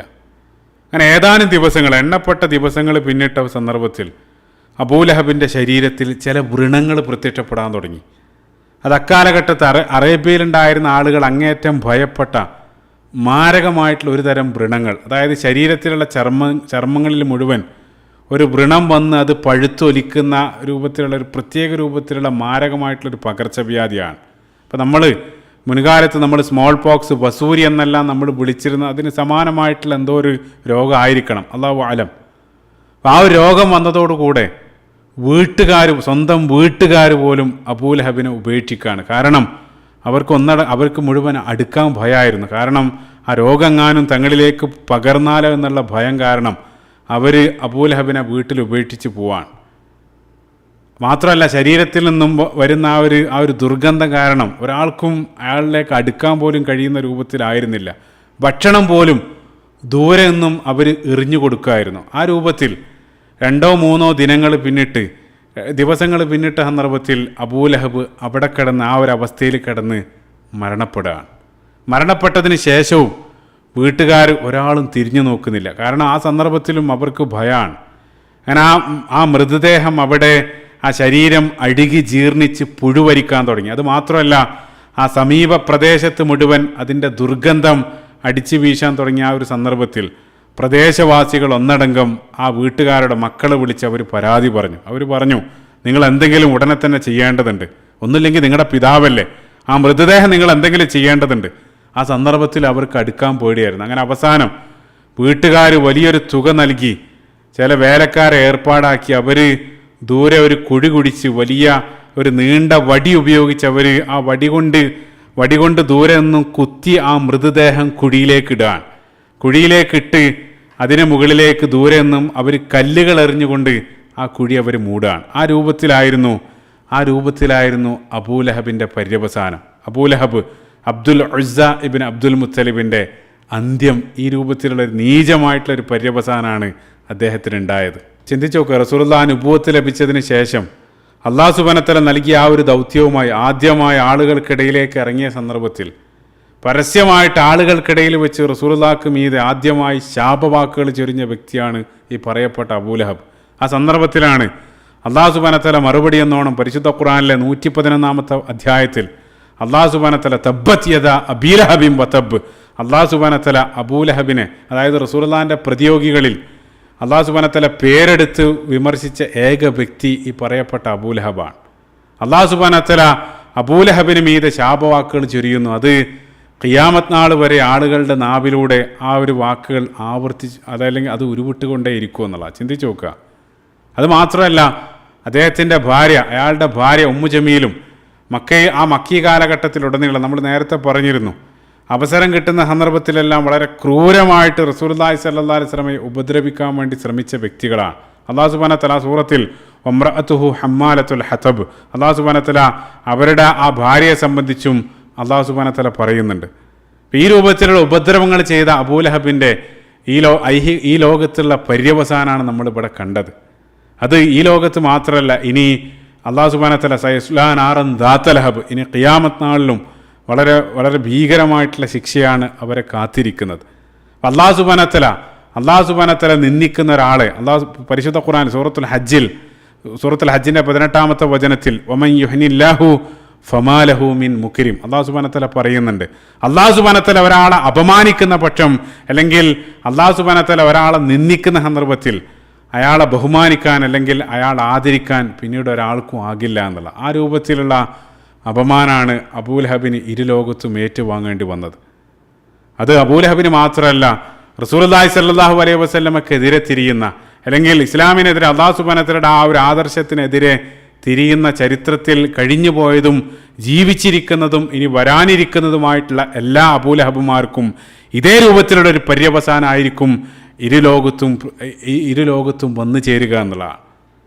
അതാണ് അബൂലഹബിൻ്റെ ആ ഒരു ചരിത്രം നമുക്ക് നൽകുന്ന പാഠം. ഇപ്പോൾ ബദറോടുകൂടെ ഖുറൈശികളുടെ പ്രധാനപ്പെട്ട തലനിരച്ച സീനിയർ നേതാക്കൾ ഒന്നടങ്കം മരണപ്പെടുകയാണ്. പിന്നീട് അവിടെ അവശേഷിച്ചിരുന്ന 2 ആളുകൾ അബൂ സുഫിയാനും അബൂലഹബും മാത്രമായിരുന്നു. ഈ ഒരു സന്ദർഭത്തിൽ അബൂലഹബും മരണപ്പെട്ടിരിക്കുകയാണ്. ഇനി അവിടെ അവശേഷിക്കുന്നത്, ഖുറൈശികളുടെ നേതാവായി അവശേഷിക്കുന്നത് അബൂ സുഫിയാൻ മാത്രമാണ്. അബൂ സുഫിയാൻ അവിടം കൊണ്ട് അവസാനിപ്പിക്കുന്നില്ല. അബൂ സുഫിയാൻ ആ പ്രതികാരദാഹവുമായിട്ട്, തങ്ങളുടെ നേതാക്കളെ വധിച്ച ആ ഒരു പ്രതികാരദാഹവുമായിട്ട് അബൂ സുഫിയാൻ തൻ്റെ മുന്നേറ്റം തുടരുകയാണ്. ആ ഒരു ചരിത്രം, അതായത് വീണ്ടും മുസ്ലിങ്ങൾക്കെതിരെ പൂർവാധികം ശക്തിയോടുകൂടെ ഖുറൈശികൾ വീണ്ടും മുസ്ലിങ്ങൾക്കെതിരെ ഇറങ്ങി പുറപ്പെടുന്നുണ്ട്. ആ ഒരു ചരിത്രമാണ് ഇൻഷാ അല്ലാഹ് മുന്നോട്ട് നമ്മൾ കാണാനിരിക്കുന്നത്. അപ്പോൾ ഇതോടുകൂടെ ആ മനോഹരമായിട്ടുള്ള ആ ഒരു ബദറിൻ്റെ ചരിത്രം ഇവിടെ അവസാനിക്കുകയാണ്. എന്നെ സംബന്ധിച്ചിടത്തോളം സീറയിൽ ഏറ്റവും കാത്തിരിക്കുന്ന ചില ഭാഗങ്ങളിലൊന്നായിരുന്നു ബദർ. കഴിയുന്നത്ര വിശദമായിട്ട് കഴിഞ്ഞ 8 ഭാഗങ്ങളിലായിട്ട് മുഴുവൻ ഭാഗങ്ങളും ഒപ്പിയെടുത്തുകൊണ്ട് ഈ ഒരു ബദറിൻ്റെ ചരിത്രം ഇവിടെ നമ്മൾ പൂർത്തിയാക്കുകയാണ്. പ്രധാനമായിട്ട് പറയാനുള്ള ഒരു കാര്യം, ഇതിൻ്റെ ഭാഗമായിട്ട് അടുത്ത ഭാഗം കൂടെ ഈ ബദറിൽ ഉൾപ്പെടുത്തിക്കൊണ്ട് സൂറത്തുൽ അൻഫാലിൻ്റെ തഫ്സീർ എൻ്റെ പ്ലാനിലുണ്ടായിരുന്നു. പക്ഷേ അത് തൽക്കാലം ഞാൻ ഒഴിവാക്കുകയാണ്. അതായത് നമുക്ക് ഒരുപാട് കവർ ചെയ്യേണ്ടതുണ്ട്. അതുകൊണ്ട് തന്നെ ആ ഒരു ഭാഗം ഞാൻ ഉൾക്കൊള്ളിക്കുന്നില്ല. അപ്പോൾ ശ്രോതാക്കളായിട്ടുള്ള ആളുകളോടുള്ള ഒരു അപേക്ഷ എന്താണെന്ന് വെച്ചാൽ, സൂറത്തുൽ അൻഫാൽ കഴിഞ്ഞ 8 ഭാഗങ്ങൾ 8 മണിക്കൂറിലധികം സമയമെടുത്ത് നമ്മൾ ബദർ വിശദീകരിച്ച സന്ദർഭത്തിൽ ആ സൂറത്തുൽ അൻഫാലിൻ്റെ കഴിയാവുന്ന നല്ലൊരു ഭാഗം ഞാൻ ആ 8 ഭാഗങ്ങളായിട്ട് കവർ ചെയ്തിട്ടുണ്ട്. അപ്പോൾ നമ്മൾ വിശദീകരിച്ച ആ ബദറിൻ്റെ 8 ഭാഗങ്ങളിലായിട്ട് ആ സൂറത്തുൽ അൻഫാൽ ചിതറിക്കിടക്കുന്നുണ്ട്. അത് കഴിയുന്നത്ര അത് ശേഖരിച്ച് കഴിയാവുന്ന രൂപത്തിൽ ആ ഒരു സൂറത്ത് ഈ ഒരു ചരിത്രവുമായി ബന്ധപ്പെടുത്തി ആ ഒരു സൂറത്ത് ആഴത്തിൽ പഠിക്കാൻ വേണ്ടി ശ്രോതാക്കളായിട്ടുള്ള ആളുകൾ ശ്രമിക്കണമെന്ന് അവസാനമായിട്ട് അപേക്ഷിക്കുകയാണ്. സൂറത്തുൽ അൻഫാൽ ആ ബദറിൻ്റെ ചരിത്രം നമ്മൾ അറിയുന്നതോടുകൂടെ നമ്മുടെ തീർച്ചയായിട്ടും പരിശുദ്ധ ഖുർആനിൽ ഏറ്റവും പ്രിയപ്പെട്ട സൂറത്തുകളിലൊന്നായിട്ട് സൂറത്തുൽ അൻഫാൽ മാറുമെന്നുള്ളതാണ്. ആ ഒരു സൂറത്ത് പ്രത്യേകമായിട്ട് ശ്രോതാക്കൾ ഫോക്കസ് ചെയ്യാൻ വേണ്ടി പ്രത്യേകം ശ്രദ്ധിക്കുക. അല്ലാഹു സുബ്ഹാനഹു വ തആല ആ ബദരീങ്ങളായിട്ടുള്ള ആളുകൾ അവരോടൊപ്പം നാളെ സ്വർഗ്ഗലോകത്ത് ഒരുമിക്കാനുള്ള സൗഭാഗ്യം അല്ലാഹു സുബ്ഹാനഹു വ തആല നമുക്ക് ഏവർക്കും നൽകി അനുഗ്രഹിക്കുമാറാകട്ടെ. അല്ലാഹുമ്മ ആമീൻ. റസൂലുള്ളാഹി സ്വല്ലല്ലാഹു അലൈഹി വസല്ലമയുടെയും അനുയായികളുടെയും ചരിത്രം അത് ആഴത്തിൽ പഠിക്കാനും ഉൾക്കൊള്ളാനും ജീവിതത്തിൽ പ്രാവർത്തികമാക്കാനും നാളെ മരണാനന്തര ജീവിതത്തിൽ അവരോടൊപ്പം ഒരുമിക്കാനുള്ള സൗഭാഗ്യം, സ്വർഗ്ഗലോകത്ത് വെച്ച് ഒരുമിക്കാനുള്ള സൗഭാഗ്യം നമുക്ക് ഏവർക്കും അല്ലാഹു സുബ്ഹാനഹു വ തആല നൽകി അനുഗ്രഹിക്കുമാറാകട്ടെ. അല്ലാഹുമ്മ ആമീൻ. റബ്ബന ആതിന ഫിദ്ദുനിയ ഹസന വഫിൽ ആഖിറത്തി ഹസനതൻ വഖിനാ അദാബന്നാർ. റബ്ബനാ തഖബ്ബൽ മിന്നാ ഇന്നക അൻത സമീഉൽ അലീം വതുബ് അലൈനാ ഇന്നക അൻത തവ്വാബുർ റഹീം. അസ്സലാമു അലൈക്കും വറഹ്മത്തുള്ളാഹി വബറകാതുഹു.